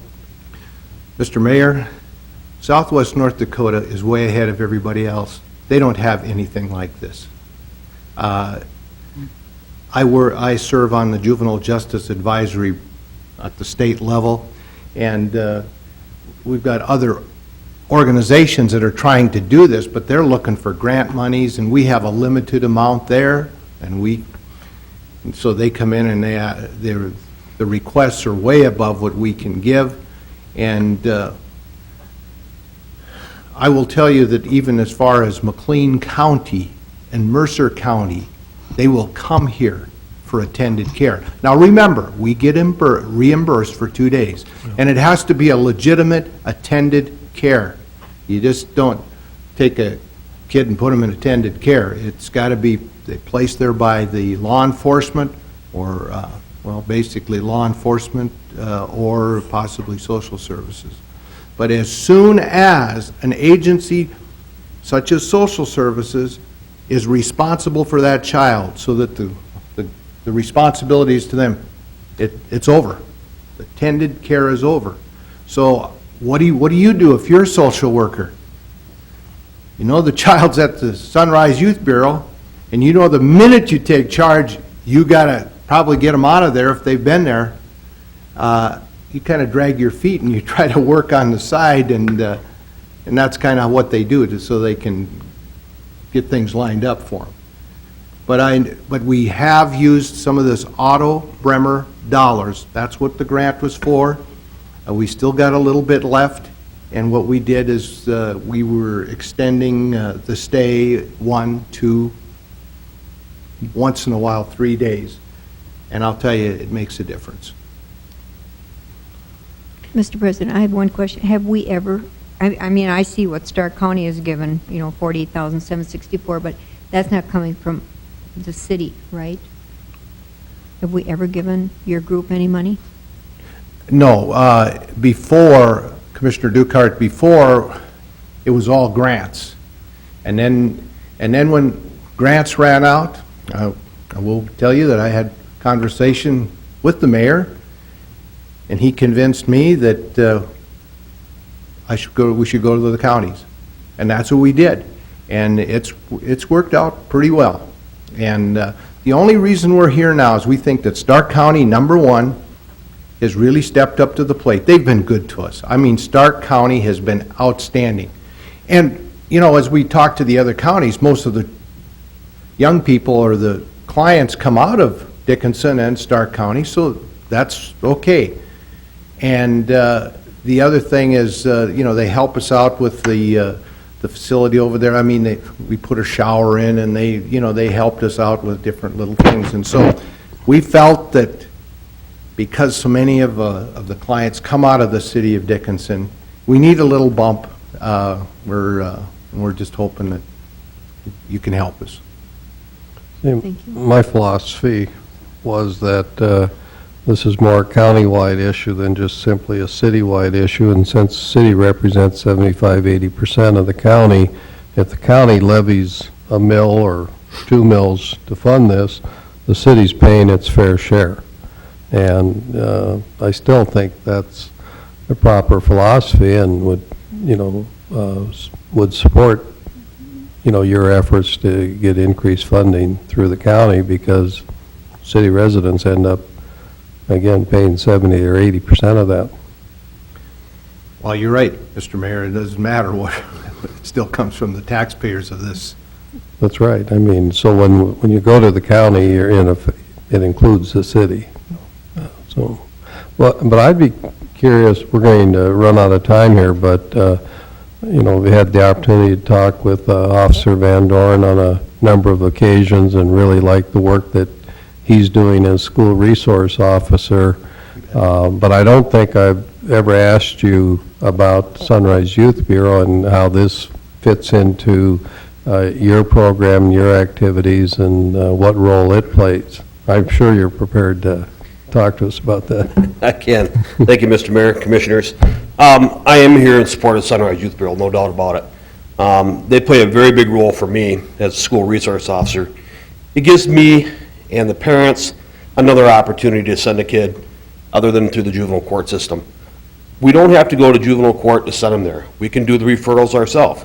Parents can do the referrals. School district can do a referral. It saves us the headache of overburdening the juvenile court system. We talked about attended care. Attended care is also not just for children that are in trouble. We also have parents, the domestic violence thing. Gives us a place to take them, and it's more of an easier setting for the kids. One thing think about the school district thing. When they send someone there when they're suspended from school, again, they're not running the streets. A big thing for us. They also tell them if they get 3 days suspended, if they take Sunrise Youth Bureau, they're down to 2. Okay, so that cost factor drops for us all as well. And they get the educational process going. They know if they're there, they're studying. They send a report back to the school saying this is what was covered the whole time they were there, so it works out pretty good. The program's phenomenal. When I first started as a school resource officer, it wasn't as good a program as it is today. The board of directors have made it a really solid program. Without it, we'd have a big hole in our program totally with the school thing, so I have to say I throw my hat in the ring for support. Okay, thank you. That. While you're here, any comments or questions for either Officer Van Dorn or Senator Wardner? All right, thank you for being here, appreciate it.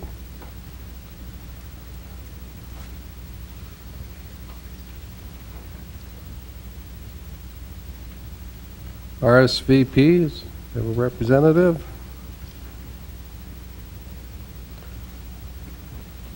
Oh, we came in force. Oh, yes, we did. Good afternoon. Thank you, Mr. Mayor, for having us here, and Commissioners. My name is Kelsey Bless, and I am the Director of the RSVP office here in Dickinson, as well as in Bismarck. I'm actually stationed in Bismarck with the RSVP office, and I oversee the site operations out here in Dickinson as well. I have two guests with me. I just want them to introduce themselves before I tell you a little bit more about Okay. our program. I'm Bev Heffley, and I am the coordinator here in Dickinson. Good afternoon. I'm Mark Jesser. I'm the Regional Aging Services Program Administrator for all of Southwest North Dakota, but I also serve as the chairman of the Advisory Council for RSVP.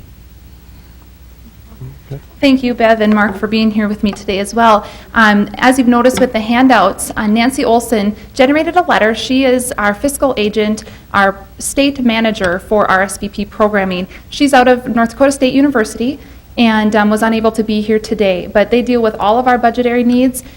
We are receiving federal funding through the Corporation for National and Community Service. That's where RSVP began 38 years ago, actually starting in the Bismarck area, and has expanded throughout the state and definitely throughout the nation as well. She has all the wealth and knowledge about the budgetary needs, and as you can see in the last paragraph, the fiscal request of funding is at $25,000. And we have been so fortunate in the past to receive the funding that we have from the City of Dickinson, and great support. We've been here for, it'll be 36 years, and RSVP is a great program. I'm going to talk to you a little bit more about the in-depth where RSVP began. We were always recruiting those who were 55 years of age or greater, placing them into the community, keeping them active, socially involved, physically fit, and really just engaged. Many of us today sit here and we're volunteering in other aspects. Our program really emphasizes and encourages volunteering just to keep people out in the community as that community presence. And when First Link was here, they've closed their doors December 31st. We had area host stations and agencies come to us and say, what else can we do for the volunteer needs here in the community? They turned to us as a sort of a mentor, and we accepted that challenge and have now expanded our program to become RSVP Plus. So not only are we engaging those folks who are 55 years or greater in keeping them engaged in the community, but we're also encouraging volunteerism of all ages. And it's a stepping stone for us right now, but it's bringing back the pipeline. For those of you who remember the pipeline, how great that was, we definitely are hoping that that's where we can be again. We see a lot of potential, especially in the Dickinson community itself and our surrounding counties that we do serve. We do serve 8 counties out of the Dickinson office, and we have high hopes that volunteering can just continue to be a message that we can send out to not only our friends and family, but to those who are looking for something a little extra to do. In 2008, I just want to give you a little statistic. We had over 30,000 hours that were reported. Now, please know a lot of our volunteers are a bit modest, and they don't like to tell us everything they do, so it's a very low number as to what we know is happening in our community. But 30,000 hours were reported to our office, and if we were to put a dollar value on that, that saved our Dickinson community nearly $500,000. If we were to give them the independent sector benefit package of the amount of money it costs a volunteer to go into a nonprofit, a faith-based organization, health facility, and serve their time, we're saving those area agencies a lot of money by providing them with the volunteers. What we have done with expanding our services is we are enrolling anyone who's interested in volunteering, and we've started that. We're in baby step mode at this point, but we have real high expectations, and speaking of it on a federal level, there's the AmeriCorps Vista program, and we are fortunate enough here in the Dickinson area, in 2 weeks, we are receiving an AmeriCorps Vista. Her name is Chelsea Mann, and she's arriving from the East Coast. She chose to come to Dickinson, North Dakota. She looked on the website, she was researching places in North Dakota she thought she might want to be, and she chose you. And I think that's pretty powerful. That's a statement that, you know, they could go anywhere in the nation, and she chose to come to Dickinson. And so we're really excited to have her on board. She's going to be helping Bev with basic operations in the office, expanding that service network, marketing, media, and really just providing that deeper and more impactful level of service and promoting that in our schools, and also engaging our aging population to a higher level as well. What we are doing currently to address community volunteer needs, we have started some social media websites. Facebook is pretty common these days. We're not on Twitter yet, but who knows, it won't be long probably. And we're really just trying to beef up recruitment strategies because, as all of us know, I mean, I can stand here today and I volunteer outside of my workday, but not everyone admits that that's what they do. And so we're trying to capture that audience and get them to be part of this one-stop shop, this volunteer approach, this center that they can register their time. So in the event, Mayor Johnson, you wanted to know how many volunteers do we currently have serving in Dickinson, you could call the office and you would know that. If you had a report you wanted to send out and throw out some bragging rights about the Dickinson community, by all means, we hope to have all that information. And we have information now, it's just not everything. And we're willing to take on that responsibility of incorporating volunteerism of all ages and including those who want to be involved, really filling that pipeline. And I guess how we feel that the City Commission can help us is by providing that ongoing allocation that we've requested. That money really helps support our office in general operating funds, keeps Bev in the position that she's in. Federal funding doesn't cut it in all angles, and what the money that is provided locally stays locally. So just if money is given to the Dickinson office to do programming, that doesn't go to the Minot office or Grand Forks office. However, there are 7 offices across the state. 6 of them are sponsored by NDSU. So the local money does stay here locally, and it helps the needs of the office and recruiting efforts and supporting that program. And I guess the other piece I would like to ask is that you would advocate on behalf of volunteerism in this community. We all know what the volunteers do, many of them stepping out now last week. What a great example of how the community comes together after a natural disaster to help one another and help each other's neighbor. And I think that it's important to know that there's an avenue here, a place we can go to assist with that. So as leaders of our community, that you could help us promote volunteerism with the new initiative of RSVP Plus.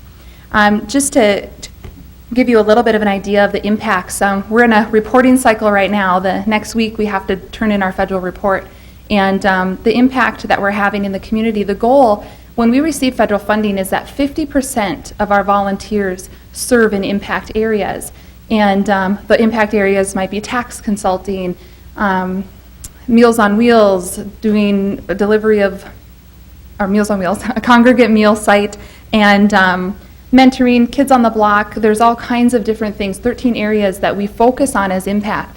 Here in the Dickinson community, a bulk of our volunteers live right here in the city.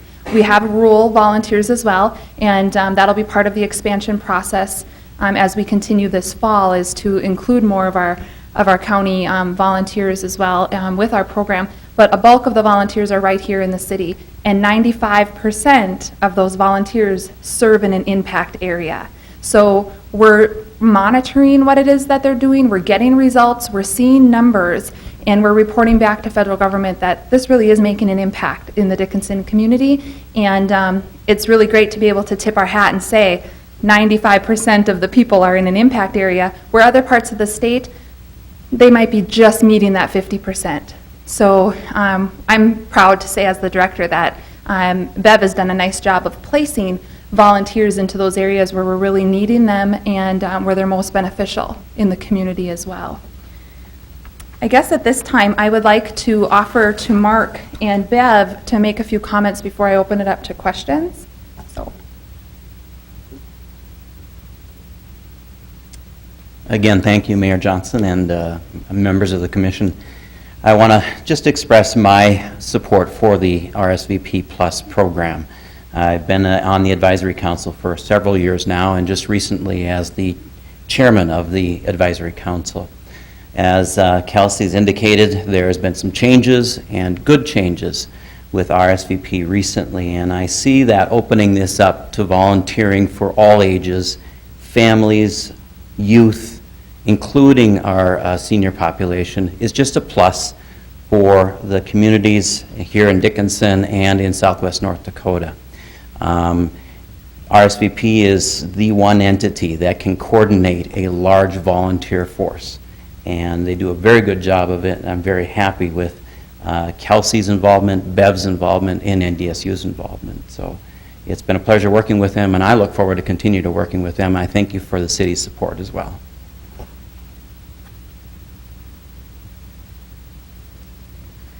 I guess what I would like to say about volunteering is, as I am the coordinator, I get to handle firsthand the meeting of the volunteers, and it's just a neat experience to have young people to old people come in and want to give back to their community. I think it's a wonderful opportunity for elderly people to show our younger people an example and to leave a living legacy of volunteering. Does anyone have any questions? Can you give us some examples of work that your volunteers do in the community? Okay. Right now, for example, today, I have volunteers up helping at the emergency management trailers up at Albertsons. They work at the arcade, the House of Manna. We've had them scooping ice cream at the United Way Banana Split Days. We have them working at the library, at their store there, just various places. The hospital, the nursing homes, calling bingo, helping with residents there. Just a number of things. Working on newsletters for various organizations. Other questions here or comments by commissioners? Kelsey, anything you want to close with? Well, I just want to say thank you very much for your time today, all of you. And as Bev said, too, just to give you a little bit of a history, when I took this position on, it was close to 2 years ago, and I have a master's in social work. And I went every day working crisis to crisis with clients. And there's really something to be said about being in this position where people come to me and say, how can I help and give back? It's a breath of fresh air every day. We have so many wonderful people, and the best part about my job is being able to write in a report to federal government the impact we are having here in the state of North Dakota. When we can talk about the city of Dickinson and talk about the great things happening here, they remember those. We tell them the stories that mean a lot to us, and that's what we are reporting on them too. And so have that hold a place in your heart too, as you're thinking about all those folks that you know out there volunteering and giving of their time every day. We truly couldn't do the things we do in our area without those folks that are stepping up to the plate. So I want to thank all the volunteers in our community as well. So if you have any financial questions, please feel free to email Nancy Olson or call her by any means. She would be right there to answer those questions for you, and we look forward to working with you in the future. Okay, Thank you. I guess question for Tina now, did we support RSVP in our 2009 budget, and if so, to what extent? They have received a percentage of the 1% sales tax. They were part of the 20% share. They received 1.6%, and they had been doing that for the previous 3 years. 1.6%, okay. Correct.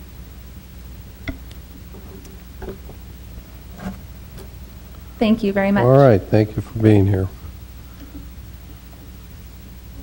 Well, since I exceed that 55-year age by quite a few years, and we've been sitting here for 2 hours, I think we'll take a short safety break, and we'll be back in no more than 5 minutes, okay? Domestic violence and why it happens. But then it came to me. It was a week ago today that a tornado devastated the Dickinson community and impacted us all in one way or another. I use this analogy only because there are so many similarities between the tornado that occurred and the effects of domestic violence. These similarities are the feelings of fear, helplessness, loss, and not knowing where to turn for help. When I first started in this work, I, like many others, could and would not understand how the cycle of violence works. I thought if someone was being abused, why wouldn't they just leave, get away from the violence, and start a new life? Last Wednesday night, many people lost everything: their property, their most valued possessions, and some even their homes. They now have to start over. This is not going to be easy, and it will take the help of the community and many agencies in the Dickinson area to help them to get on their feet. This is how it is when someone leaves a domestic violence situation. A week ago, we were told by weather experts that we were very likely going to experience bad storms. Even though we were told this, none of us stayed home from work, boarded up our homes in preparation for the storm. We went about our normal duties, hoping that the storm would miss us. For families who live in violent homes, they too go through the motions of living a normal life, not knowing when the storm will come, when the violence will occur. They walk on eggshells. But then, as the day went on and it became evening, the storm seemed more imminent. But still, we hoped the storm would go around us. As the sirens went off, it was apparent that the storm was upon us, and many of us did what we've always been told to do: go to the safest part of your home and wait for the storm to pass. This is what happens to victims of domestic violence as well. The warning signs are there, but it is not always possible to know what to do about them, so life goes on. Our homes are supposed to be a place where we can feel safe, but for many, this is not true. Victims look for the safest place in their home, but are not always able to keep themselves and their children safe. For those of us who were fortunate enough to not live on the south side of Dickinson, we were oblivious to the damage that had occurred. I did not know that a tornado had struck Dickinson until my brother, who lives 35 miles outside of Dickinson, called to see if we were okay. Devastation that had taken place only a few blocks from my home, and I didn't even know about it. And so it is with domestic violence. So many times, for so many people, it is a secret that is not shared, so even friends and neighbors don't know. The signs of the tornado are explicit and vivid. However, the signs of violence are not until victims seek help. That is the time when our agency is ready and able to assist them. We would not be able to continue this work without the generous donations from the City of Dickinson, the surrounding counties, United Way, and the community. Our agency works very closely with other service agencies in Dickinson that you've probably heard from this afternoon, such as Community Action, the Dickinson Police Department, Sheriff's Department, Social Services, and Badlands Human Service Center, just to mention a few. The Domestic Violence Agency serves the 8-county area, which includes 10,002 square miles. In 2008, we sheltered 88 women and children. We are the only entity providing safe shelter to domestic violence, sexual assault victims, and homeless families within 100 miles. We are able to provide shelter to 18 people at a time. Our services are free and confidential. We also provide services to people who do not actually even enter the shelter. In 2008, in addition to the number of people we sheltered, we fielded over 1,500 phone calls. We offer a 24-hour crisis line, facilitate domestic violence protection orders, give food, diapers, laundry soap, and other necessities to people that are unable to afford these items. We offer support groups for women and children, public education to area schools, and to civic organizations. We also have Family Connection, the Safe Visitation Center, which offers supervised visits and exchanges for families in crisis. Dickinson is a fantastic community.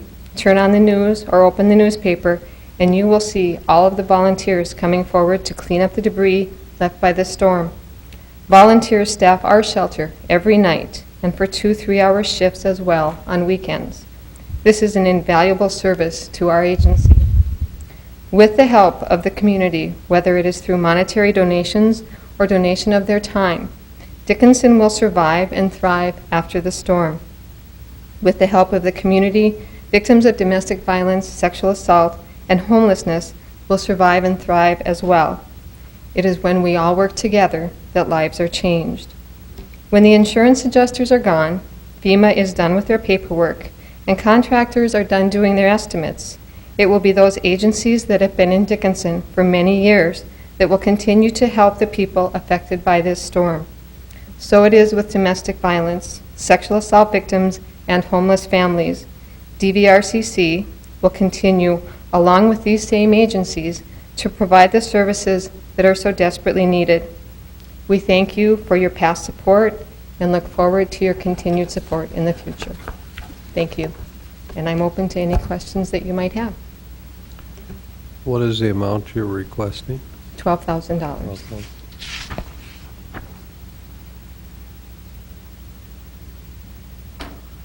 Okay. Well, very well done.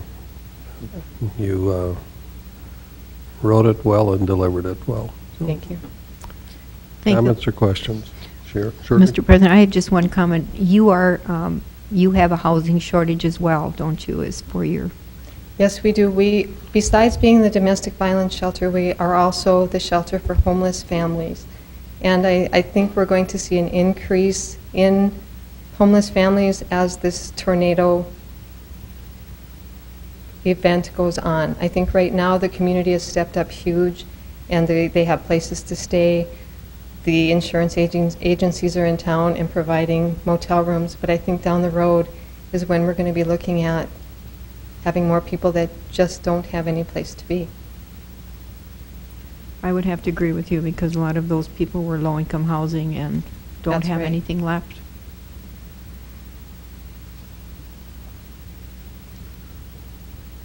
Any questions, comments? Tina, our 2009 budgeted funding is what amount? $12,000. 12,000, so same request, okay.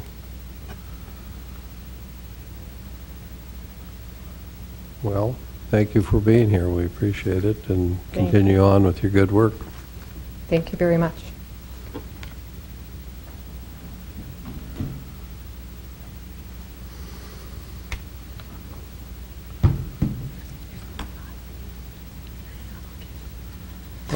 Is there a representative from the Mayor's Committee on Persons with Disabilities?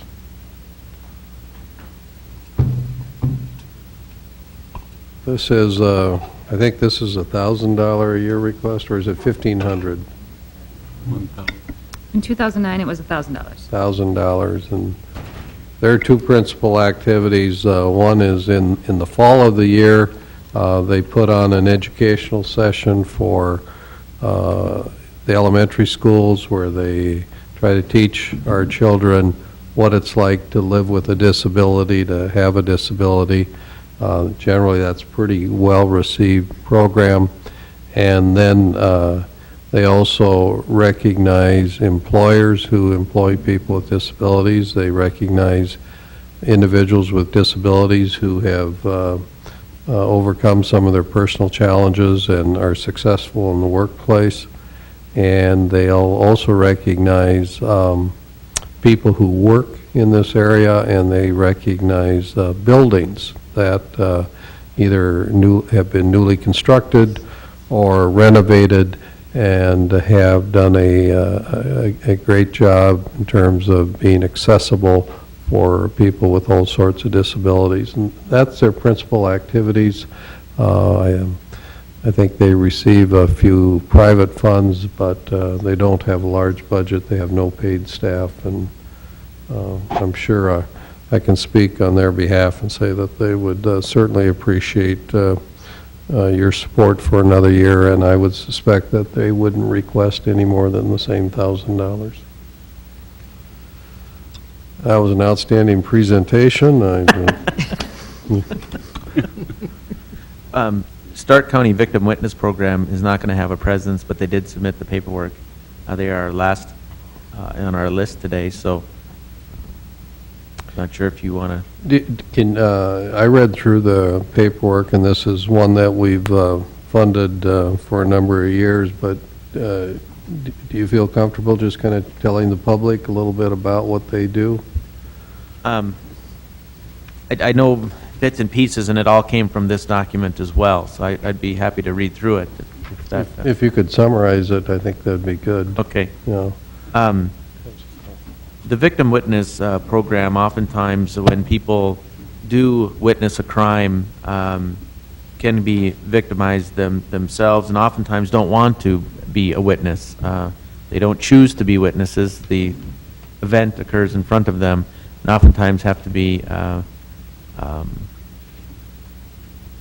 talked into being a witness. This program, as far as I understand it, helps those people who are witnesses with emotional support and an awareness on certain issues that related to domestic violence and other common crimes that they are witness to. I know that Police Chief Rummel is a big supporter. If you look at the letters of support, Clarence Toohey and Karen Barrett is also a big supporter of the program. They don't operate at a whole lot of money. I think the budget was $77,000. Yeah, $77,000, and it's almost all wages. So they have basically one person who provides all of the services that they have.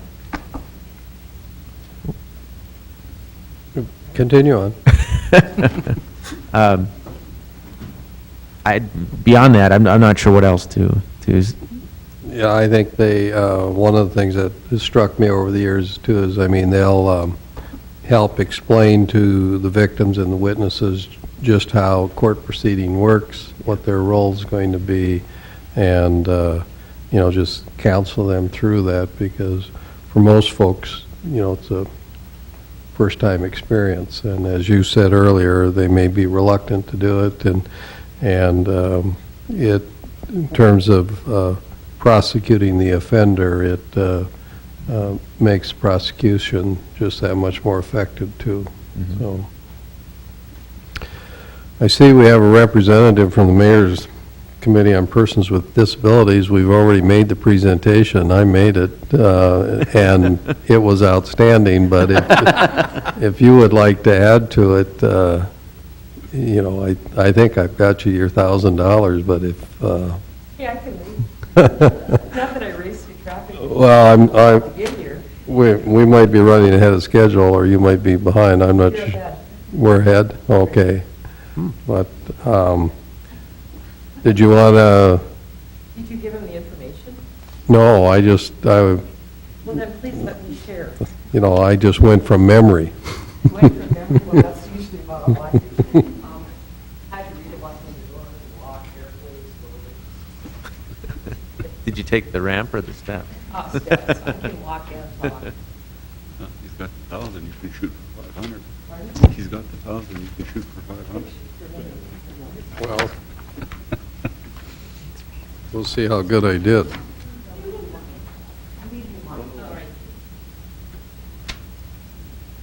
Good afternoon. My name is Rayanne, and I'm happy to be here to represent the Mayor's Committee on Employment of Persons with Disabilities. But first of all, I just want to say bravo to our city and to all of you for your leadership. I kind of sucked up to Chucky yesterday and told him the same thing, but I am so amazed at this community. I'm working with FEMA, with SBA, through my position, and they are just blown away by us. And not to be crazy, but just good job, everybody. We should be proud. So, that being said, Dennis has already represented us. You know who we are. We're a small, humble, mostly humble group.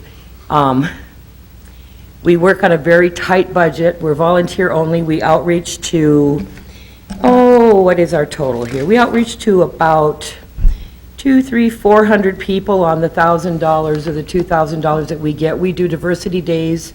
We do the recognition of a variety of things in the community that encourage employment of persons with disabilities. And we continue to try to keep that in front of people so that we challenge those opportunities and help people be aware of how they can work with people with disabilities.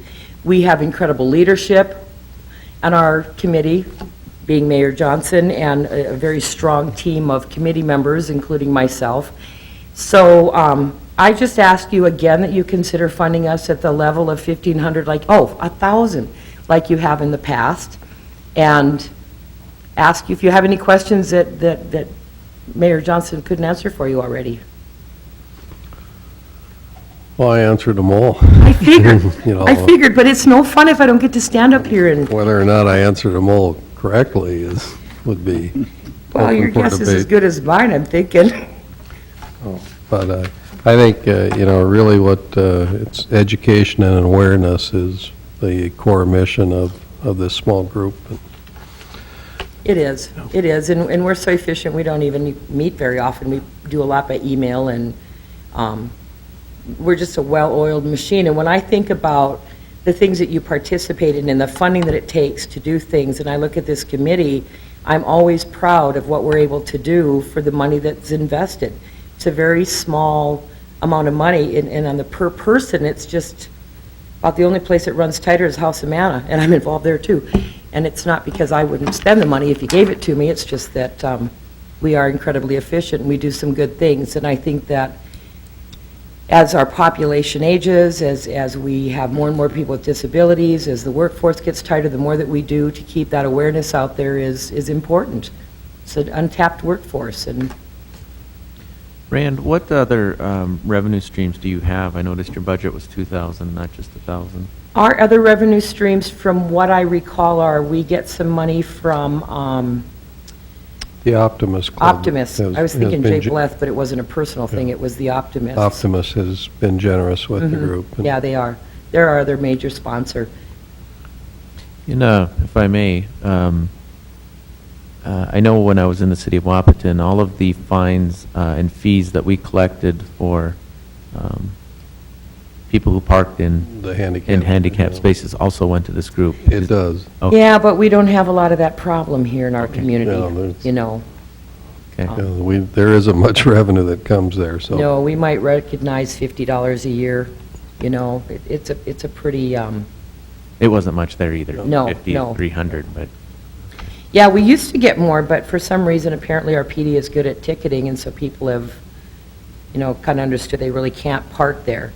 But that is our basic, you are basically our source of funding, you and the Optimists. And they've been very generous. You've been very generous. You know, the mayor's committees in many communities, for those of you who are new, like Shirley or Sean or Rita, it used to be a statewide program. It was the Governor's Council on Employment of Persons with Disabilities, and every community had a program. The Governor's Council went by the wayside. Our community, because of our group, decided that we would continue to meet. When Mayor Johnson was elected, he actually attended the committee meetings, which was new for us as a mayor's committee, and really breathed some light back into us. But we are kind of an anomaly in that a lot of communities don't have an awareness group like this in their community. And, you know, we do very consistent traditional outreaches. Last year, we went to the home show and tried to get information out there just on building, you know, accessible. We're all getting old, and you know, we all have those needs eventually. So we just try to do what we can with the limited resources, and we have modest goals, but we achieve them every year. And I think it's one of the few things that I'm involved in that I take a lot of just good feeling away from, because, you know, it's a good, I mean, feel good doesn't pay the bills, I know that, but, you know, there's things that you're involved in that just seem to be efficient and worthwhile and lean operating.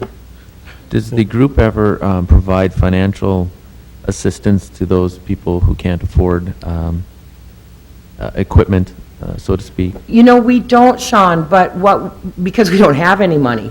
But what we do is that you know, our membership is made up of people from like Dakota Center for Independent Living, ABLE, you know, community at large, the mayor, people like that. And so what we often do is that we network amongst each other. If we have a need, or if we have somebody who has a need, to say, I have a new need, you know, can I get through Dakota Center? Who can they refer me? So we become a really strong referral system within the group. And I think that networking is important because, you're right, if somebody has a child with a disability and needs a new home, where can they get it funds or resources? And we really do try to just brainstorm as to where some of those things might be for them. So in a very informal way, you know, we do help people get it money, but formally, we don't have any money to give them. That was the focus of the group in Wapaton, is they especially putting people back to work, people with disabilities. They would try to fund adaptive devices to allow them. And I know that there's a program in Bismarck that will fund those. Oftentimes, they do come out and they participate in diversity days. Our core has always been to start with our youth and educate our youth, with the belief that if we kind of normalize disabilities, maybe we normalize the employment opportunity as well. And then our other basic pillar has been buildings, because if you have a building that's not accessible, you can't possibly employ somebody with a disability. And not all disabilities are going to be the gimpy trimpy thing. It's sometimes it's a mental disability, sometimes it's a cognitive disability, sometimes it's hearing or sight. That's a lot of why we recognize, is to provide those examples in the community too of the different types of disabilities. We've done a lot with the children, because I think that, like I said, if you normalize that, as you get older, you're not as afraid. I think we grew up, looking around the gray hair in the room, or used to be gray hair, and Shirley and my case. The reality is that we grew up and people with disabilities were kind of at an arm's length, and we didn't consider them in our normal day-to-day, let alone for jobs. And so I think if we take that away, maybe we don't have that stigma, and we can work with them a little bit. That's kind of our philosophy with the children. I know you were addressing that side of the table with your last comments, but I wanted to ask one more question. There's some federal legislation out there that has been proposed that will expand the definition of ADA to a great capacity, both in hearing and visual and such. Do you see any impacts that this group will have based on the possibility of that legislation being passed? No, not really. I think that this group could always be a resource if there was a need to do more awareness about that. But vocational rehab or rehabilitation consulting services here in Dickinson really probably has the best handle on the new ADA laws.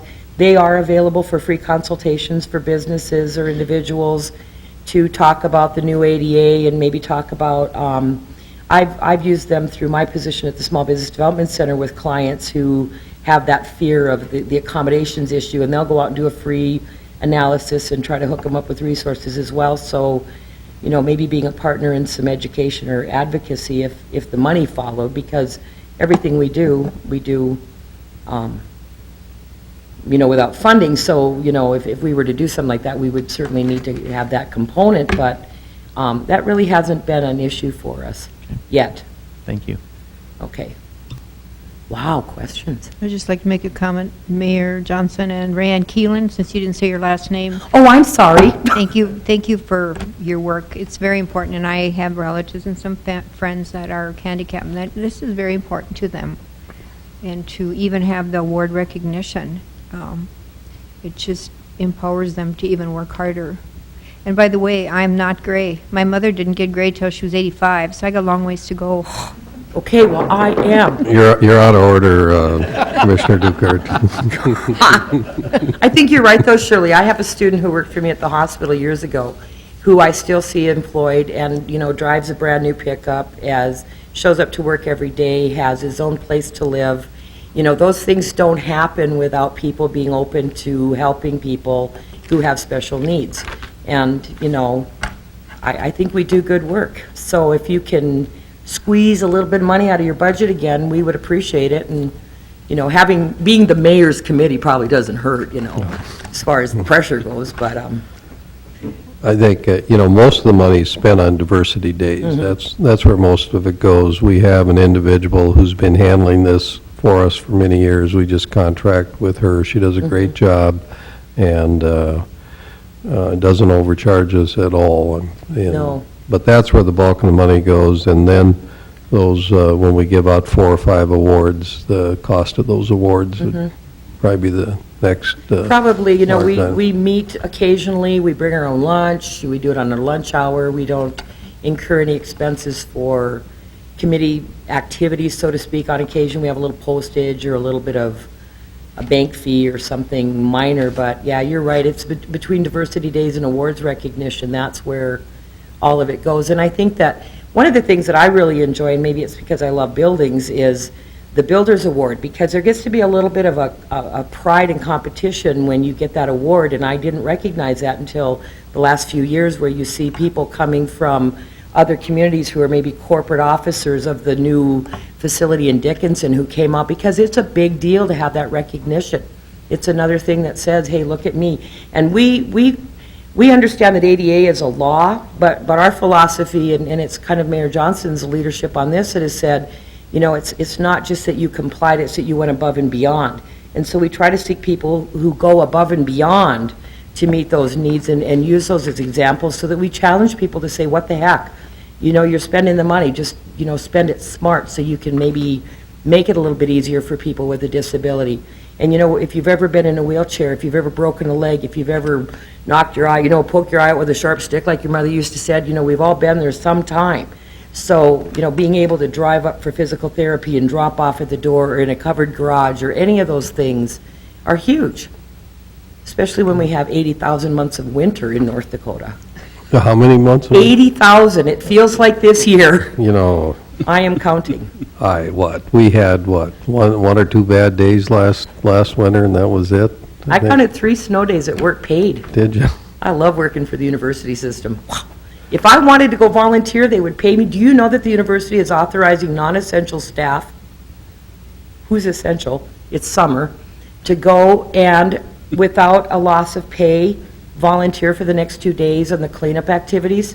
I saw that email came through and I went, wow, that's pretty cool. The governor authorized all state employees, Oh. non-essential. Well, so much for that. I'm not taking I don't want to take the thunder away from DSU, but No. it's a commitment on behalf of the state that should be I recognized. think it's as well. awesome. You know, I'm just too lazy to, no. And you should know that while you're enjoying yourself on those snow days, that us as city staff are working our butts off. I know. Trying to make sure you can get to Walmart or wherever you go. I don't think you can say that word on Channel 19. Would that be the butt word? Okay. Okay. Well, Well, thank you for being here, and you did a much better job than I did, so That's appreciate a it. heck of a compliment. Okay, thank you. Have a good afternoon. Okay. Bye-bye.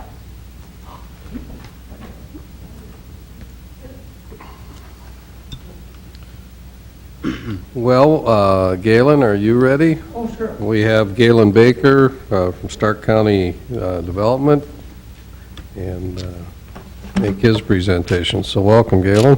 Thank you. I don't suppose I need to say my name for the record as you just did. Stark Development Corporation, for whom I'm the Executive Vice President.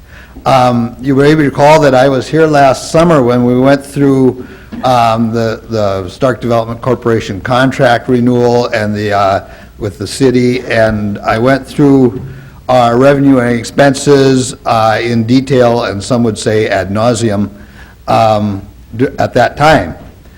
I was encouraged not to do that today, so I won't.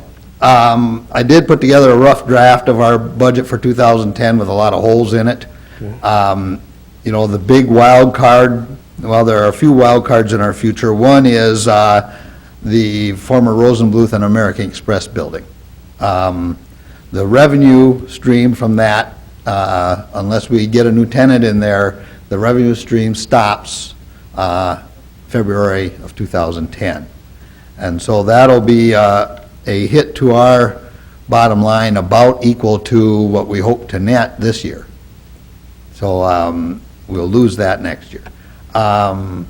The other wild card, of course, is we're having an industrial site study done. That's costing us some money this year, but we're well aware that whatever industrial sites are identified as ripe for development, and none of them are really completely ripe. We know they all will probably need some sort of infrastructure investment, some sort of help to really make them marketable and very user-friendly, attractive industrial sites. And so we expect some expenses in that department. We don't know how much, you know, and I used ballpark figures, you know, and we really don't know what it's going to take as far as a commitment from Stark Development to do that. So there's a lot of, you know, wide open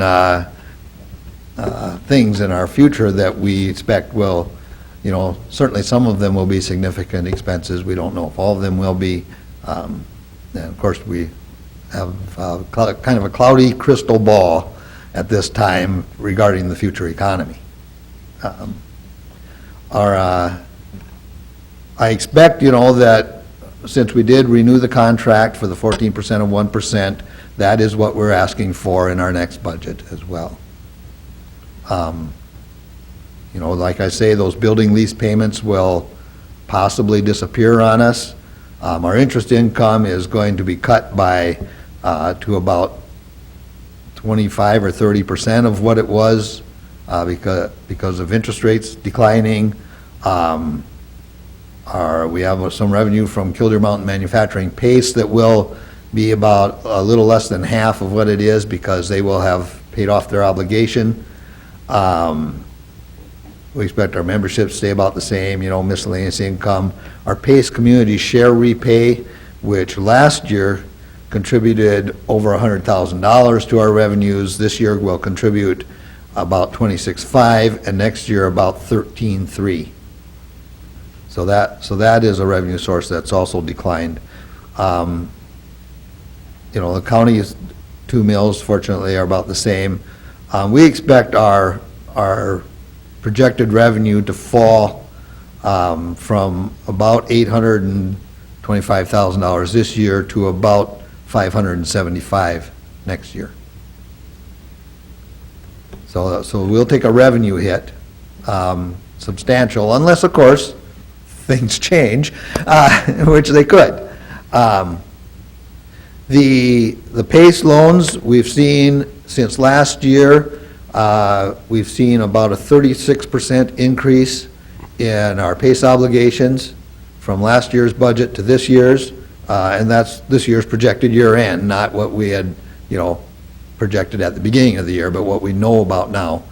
If that growth rate continues, we'll see about a $90,000 or $110,000 growth in the amount of PACE loan obligations that we have for the community share.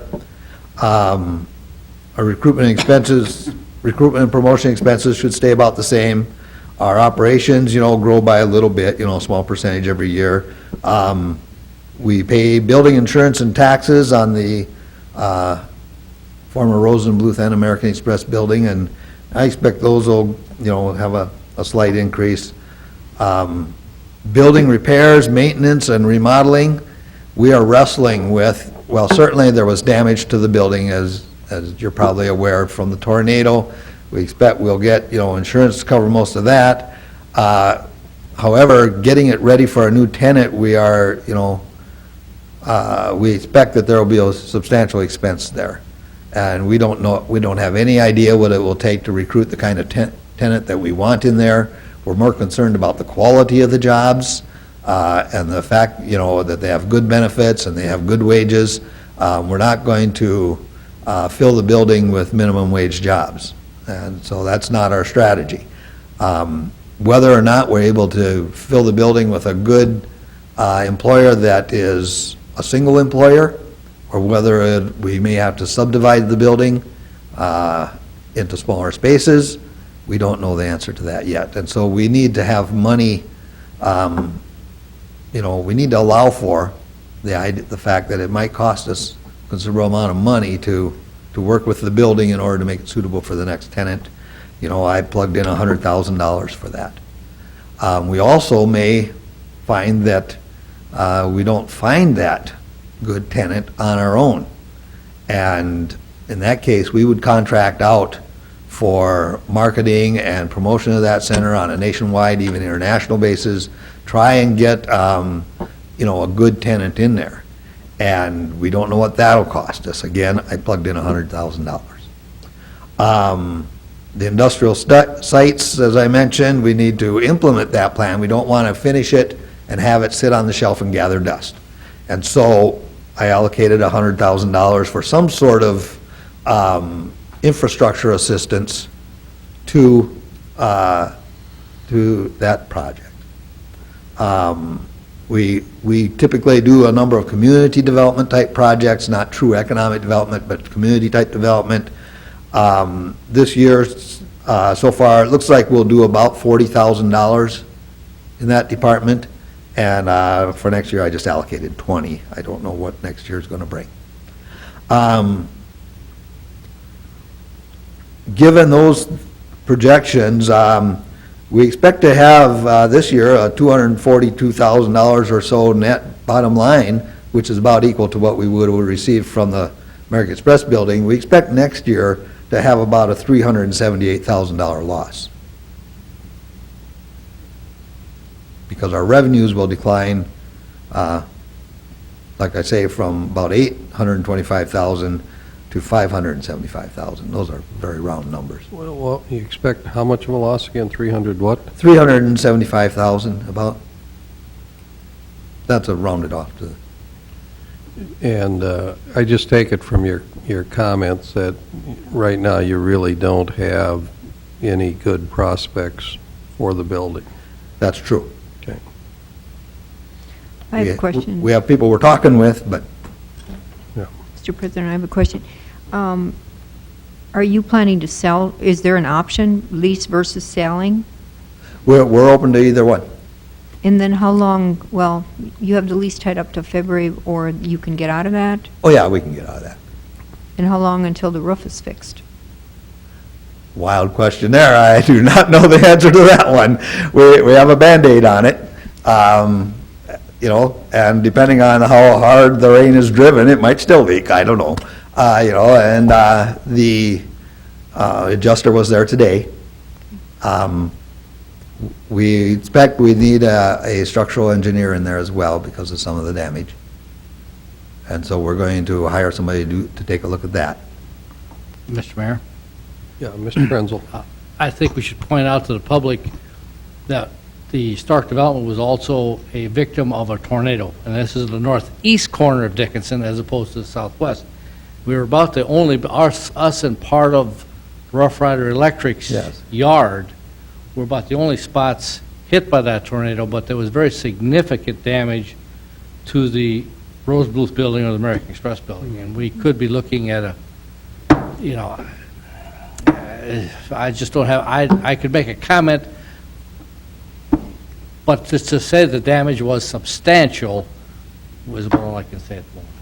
You know, that's why we're going to be looking at a structural engineer, because we think that a lot of the damage that was done is probably more than a typical adjuster can monitor on his own.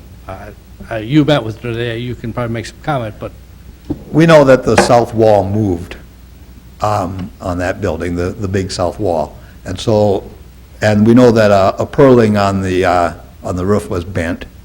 And, you know, and there's talk about some other damage maybe to the roof. So there'll be, we need a structural engineer in there to really evaluate that building. And then we may also need some electrical type experts in there to evaluate what happened there. Okay. Oh, it's not as pretty a picture as it was a week ago, 2 weeks ago. So what Commissioner Frenzel's saying, it's really not marketable at this time until you... oh, no. Okay. It isn't tenable, and it isn't marketable. I mean, we got to figure out what the problems are and get some plan to resolve them before we can go anywhere with it. Yeah. Now, if we had somebody that wanted in there quickly, though, we would sure light a fire under some people to get her fixed. But if you don't have someone that's eminent, it's probably best to let the contractors work elsewhere right now, because there's plenty of work that needs to be done. People's homes are more Yeah. important than an unoccupied commercial building. Right. It'd be different if there were jobs at stake. Right, absolutely. And we had to get people back to work, but, okay. Other questions or comments here?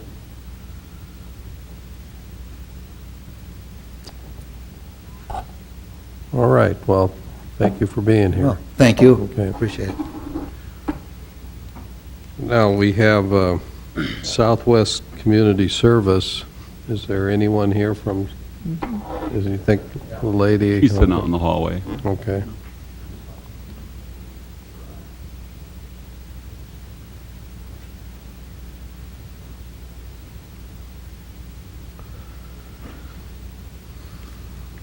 Welcome. Hi. We'd just like you to step up to the podium and state your name and then talk to us about Southwest Community Service. Okay.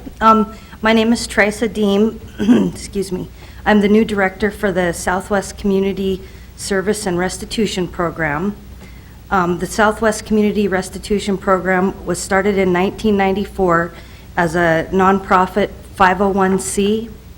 It provides the judicial system an alternative to incarceration for low-risk and nonviolent offenders.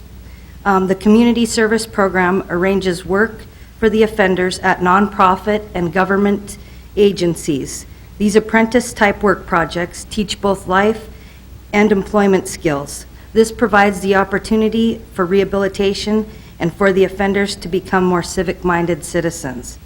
I'd like to take this opportunity to thank you for your past support, and this year we'd like to request $9,500. This slight increase can be attributed to the rise in the cost of operations as well as the projected increase in offenders.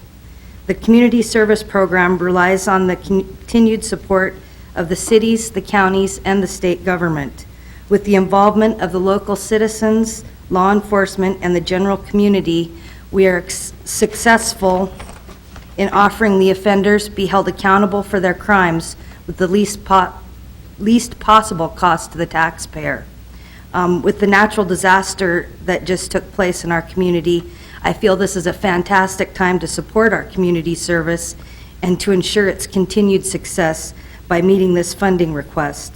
Long after the initial help is gone, we will be able to offer assistance through our associations with other nonprofits, such as Elder Care and the Weatherization Program. I would again like to thank you for your continued support, and if you have any questions. Could you state your name again one more time? Yes, it's Teresa, Trasa, Okay. and my last name is Diem, All right. Diem.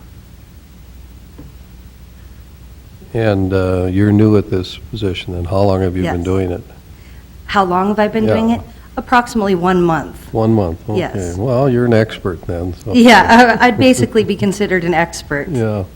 Mr. President, Mr. Steiner? I'd like to make, just mention something here that Mrs. Diem and her husband John, I talked about them a while back without recognizing them as their names, but they are the family that I talked about moving here from Missoula, Montana, about a year ago. And one of the reasons that they moved here that sold them on the community was the West River Center. And Teresa, I think she did a good job selling her services today, community services, for only being here a year. And I commend her for stepping up, and I think she's happy with the city of Dickinson, the community of Dickinson. And I would actually like to say that as far as the city of Dickinson is concerned, we're just in amazement at how generous the people are and kind and willing to accept us into it. It's been an amazing process, really. You know, generally when you move into a place, it takes quite a while to get to know people and to know what's happening in the community, and I just can say nothing but nice things. I miss the mountains, quite honestly, but other than that, we really love it here. I think the tornado took them away. I think They were supposed to block the tornado. Oh. We actually, when it happened, we were so naive to the situation. It was probably after the tornado when I said to my husband, maybe we should go down to the basement. And we live right on the side of Rocky Butte Park, so we really couldn't see the weather coming. We knew it was, you know, a pretty good storm, but luckily nothing happened in our area of town. Well, in In North Dakota, when the sirens blow, it's best to go downstairs unless it's 11 o'clock in the morning on Wednesday. Yeah. That's just a test one, but, so our viewing public gets a real good understanding of the service that you're providing, or your organization provides. As I understand it, this gives the judicial system an alternative to, say, simply putting someone behind bars for a few days. And the alternative is community service. Yes, that's correct. Where if they're sentenced to 200 hours of community service, they can go work through your organization, and you will make sure that they're assigned to something that is really needed. Yes, and that really benefits the community, and they will put in the number of hours that they've been sentenced to. Yes, Did I that's get it our right? intention, is Yeah. to assign them. And specifically in the last few years, I believe a fellow that had several community service hours, and I'm not sure of the exact number, but he worked with the weatherization program and ended up getting hired there. So that was kind of a nice Oh, okay. response to it. So, I know you've only been there a month, but can you give us some examples of where an offender would serve their sentence, what kind of community service they'd be doing under your direction? Sure. For example, a gentleman with construction skills might go to the weatherization program. Juveniles would typically, could get placed with Parks and Rec, or perhaps the elder care. There's several different ways they can go. Sometimes if you have a big group of kids, you can do special projects with them. I believe maybe 7 years ago, there were so many juveniles that they were able to hang flower baskets around the city and take care of them, which seems like a small thing, but, you know, it also gives them a feeling of accomplishing something. So are you looking for organizations that might have needs for these kinds of activities? I mean, should they contact you, or do you have more than enough? We have several that we work with, but we would always be looking to offer help to any others, or to help them, you know, if it needs to be a nonprofit generally, or a government agency, but it doesn't always have to be. If we're in a time of need like this, I believe that we can offer assistance to even individuals if the liability insurance would cover that. Mhm. Do you have, what's your workload presently like right now? I believe that so far in July, we've had more clients than we had the first 3 months of the year.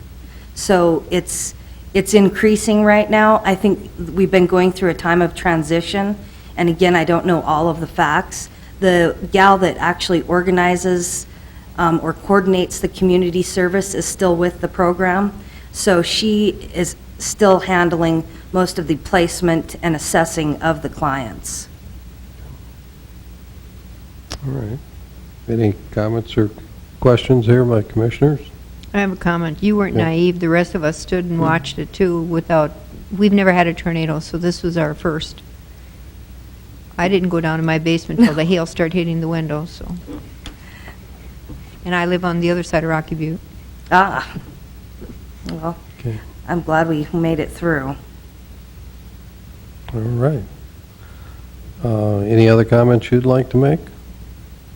None at this time. Okay, well, welcome to Dickinson. We're always, we have lots of Montanans that live here. They come over, go to Dickinson State, and many of them stay here. So we're happy to have you and your fellow citizens that make the move to Dickinson. Well, thank you for being here. Well, thank you very much. Mr. Henning, are you here to offer support? I'm not, I'm just a little tardy. I was just merely going to introduce Ms. Dean as the president of the board. Okay. And I see that she's already reported herself as well as I could expect, and she did a very good job, so thank you. All right. Thank you. Thank you. Well, Mr. Kessel, I believe we've we've heard everyone that's on the schedule. You reported on the victim witness program. I would suggest for, the preliminary budgets, you just enter in the amounts that have been requested, and then as we get the total budget built out, we'll then begin looking at items line by line. Okay. You think is that acceptable to everyone? And we're not here today to try and make any decisions or judgments on what we've heard, but I think this is the first time we've done this in this format. Each of these usually come and present at various meetings, but we thought it would be good to put them all together, give them more time, and let the community sit down and listen to the same thing that we've heard. Any comments that you or Tina would like to make? I just want to say that as we move through the budget process, it's very nice to have this information at the front end. Number one, we can schedule our priorities with this information in mind, and not being part of how the budget has been built in years past, I can imagine that this must be a nice process for all of you to hear it all at one time before we start building the rest of the budget. Okay. Any comments from commissioners here regarding item number 1 then? All right. Well, we do have a second item. That's to hear a disaster recovery update. And Mr. Kessel, is there anything that you'd like to report on there? Any comments you'd like to make? I think the overriding, I've been living and breathing the disaster recovery now for several days, and the main theme that runs through my mind is neighbors helping neighbors, and I think Governor Hopeman is the one who first mentioned that at a press conference, and I myself have been through several disasters on the other side of the state, and I'm always impressed by how many people show up to help others in need, and there's been absolutely no lack of that in the city of Dickinson, and we can attribute the quick pace of our cleanup efforts to neighbors helping neighbors, and every agency that is represented in the city of Dickinson now that has someone from out of state, and I'm talking about FEMA and SBA and all those organizations, they all comment on how much they appreciate coming to the city of Dickinson and how well the cleanup and recovery effort has gone. And the next thing that sticks out in my mind is how, even though this event is something that you never want or wish upon your citizens, the fact that there was no fatalities and only 2 minor injuries, I think, is miraculous. The level of destruction that exists on the south side predominantly is amazing that there wasn't further injuries than that. And that, to me, is a testament to our early warning system and the fact that it was heated and people, other than in Rocky Butte Park, it seems, did get to the basements in time. We've also been lucky to have the U.S. Forest Service and their volunteers. There's been a huge amount of debris, a lot of that related to trees and limbs that have either blown off or just fallen. And having trained staff that knows how to fall a tree and to limb a tree has been tremendous. And they've been able to enter private property upon the request of private citizens, and that has quickened the pace of our cleanup efforts tremendously as well. We've had almost 890 tons of material enter our landfill. We'll get an assessment on how many years worth of material that is when we're all said and done. That does not include trees. That tree effort is still at our West Broadway location. It's about the size of a football field last time I saw it, and about 15 feet high. There's a tremendous amount of work that still needs to be done in the recovery effort. there was one family left in the shelter today whom they hope to achieve housing for. Housing is probably one of our larger long-term concerns. The city of Dickinson had very few rentals and very few homes for sale prior to the storm. This has just made that market even smaller and of course taken some of the homes that were for sale off the market. There's been 3 homes that are completely gone. All you see is the foundation, and that's it. So long-term housing is going to be one of the areas that we're going to expend a lot of effort on.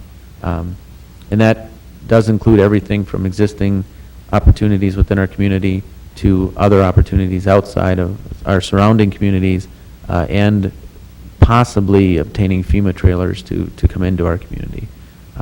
I just want to comment that the FEMA trailers are our last resort. Those mobile homes are generally not constructed to withstand North Dakota winters, both in terms of snow load and in terms of insulation. They are expensive to heat, and they generally don't, the water lines are not well insulated and can pose problems in our winters as well. So the volunteer effort has been tremendous. There's been over 500, almost close to 600 volunteers over the course of 2.5 days. With innumerable hours that they have volunteered.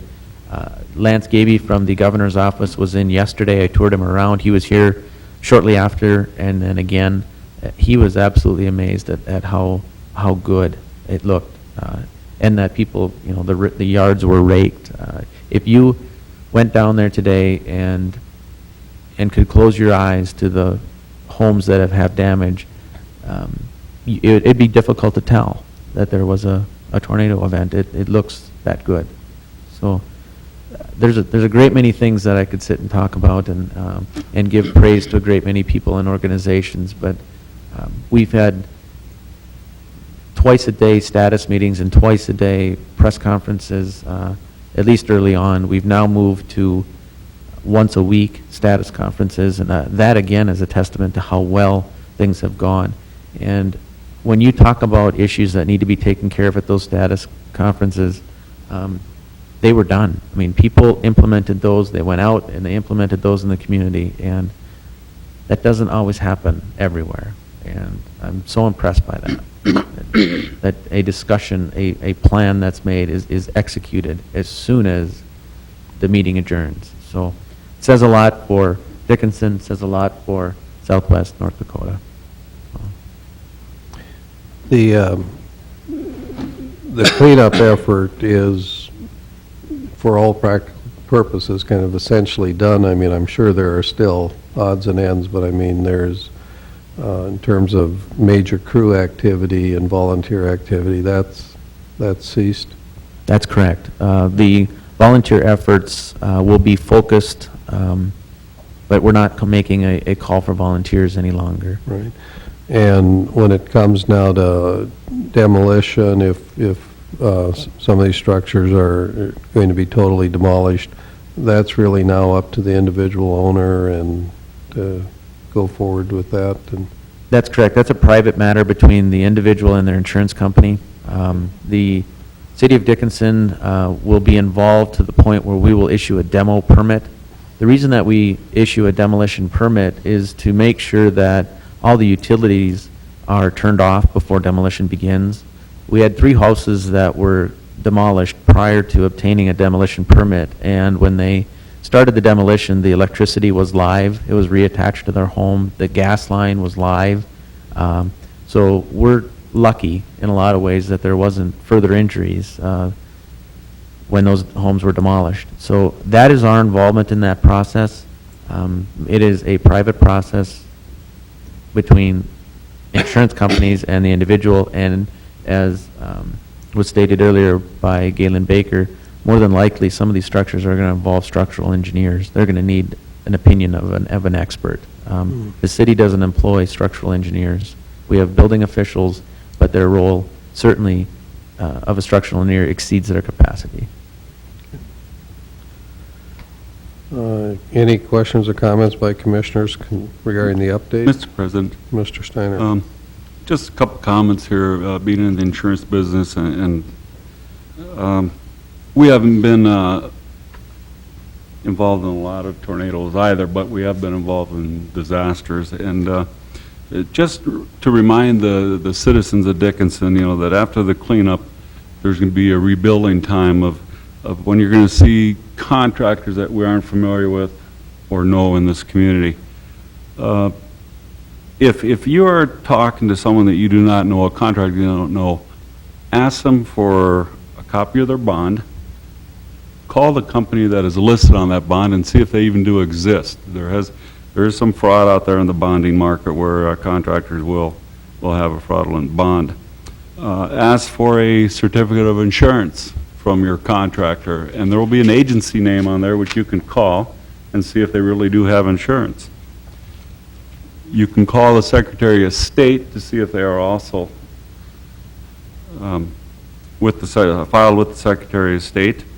Call references. You can even call City Hall, because we will more than likely get some complaints on some contractors down here, so we may know of them if they are moving around the community. Another advice, do not pay them full in advance. Pay them as work is being done, and that work is done up to your specification and done correctly. So just some tips out there that is what's going to be happening, because there are not good contractors out there, and there are very good contractors out there, and you need to find the good ones. I think that's excellent advice, Commissioner Steiner, and I would recommend that, Bill, you get together with Commissioner Steiner. Let's get those down as tips from the industry here, the insurance industry, and roll those on Channel 19 and on our website like you did with other information. I think that would be really great to have out there. We've already got a letter from the Attorney General's office that Oh, okay. That, maybe that's where he got that information then, huh? No? Can't even cheat right. I think, no, that information is excellent, and we want, if we can keep it on our website and keep it rolling on Channel 19, that we'll get to as many people as we can. Mr. Kessel. Mayor Johnson, if I may add, the citizens can, if they have web access, or maybe they can go to the library and gain web access if they don't have it in their homes. You can also go to the Secretary of State's website and enter in the contractor's name, and it should come up if they are licensed. And if they are licensed in the state, that means they are also bonded in the state. Okay. So, and Lance Gabia, again, the governor's representative, this is an issue that he and I spoke to specifically, and he's going to be attending our next status meeting this coming week and bringing with him some recommendations regarding that. We spoke to, when the mayor and I were out in the field, spoke to contractors who said, we were busy before this happened. We need outside contractors in order for people to get their damage repaired timely. But we need reputable outside contractors. Ms. Stuckert. I don't know if it was Sunday meeting or Monday meeting, we had, Mel provided a list to the city that people can call in of contractors to use too. We don't have a list at City Hall. The lists we have received are very extensive. The list from the state is 7,000 records. The list we received from the city includes all the members of the Builders Association, I believe, so it includes banks and insurance companies. So we don't have any complete list. We've been advising people to check with the Secretary of State. Okay, because they've been calling me, and some of these contractors I've never heard of, and then I send them down to you. But it's nice to know where they can go now. I don't think the city can put out a list of approved contractors. We're not qualified to make that determination, and that just wouldn't be a good thing for us to do. I think what we can do is remind people to do proper due diligence, as Commissioner Steiner was pointing out. Do proper due diligence before you make commitments and make payments. And I have a lot of confidence in our people. They showed they were smart. They heeded the warnings. They got they took shelter. They just have to be smart now in the rebuilding phase too. And so I'm sure they will be. Now, we do have an item of business here that, under my authority as mayor, we did declare a disaster between, Mr. Kessel probably actually declared it, but we talked about it on the phone. As a matter of protocol, though, the commission has to reaffirm that declaration. And I don't know if we have a copy of that here. I know I signed it, and If I may ask, Ms. Binstock, do you happen to have a copy of that? Okay. I didn't bring one with me, I guess, but we can always get that. well, would you be comfortable in just acting on a motion that would reaffirm the disaster declaration, and we can provide you with the exact wording of the resolution at Monday's meeting? Second. Okay, we have the motion and a second. Any discussion? Hearing none, then we'll vote. Mr. Frenzel? Aye. Mrs. Stuckert? Aye. Mr. Steiner? Aye. Chair votes aye. That motion carries. There is no other business to come before us unless you have any other comments you want to make regarding the tornado disaster. Hearing none, then the chair would entertain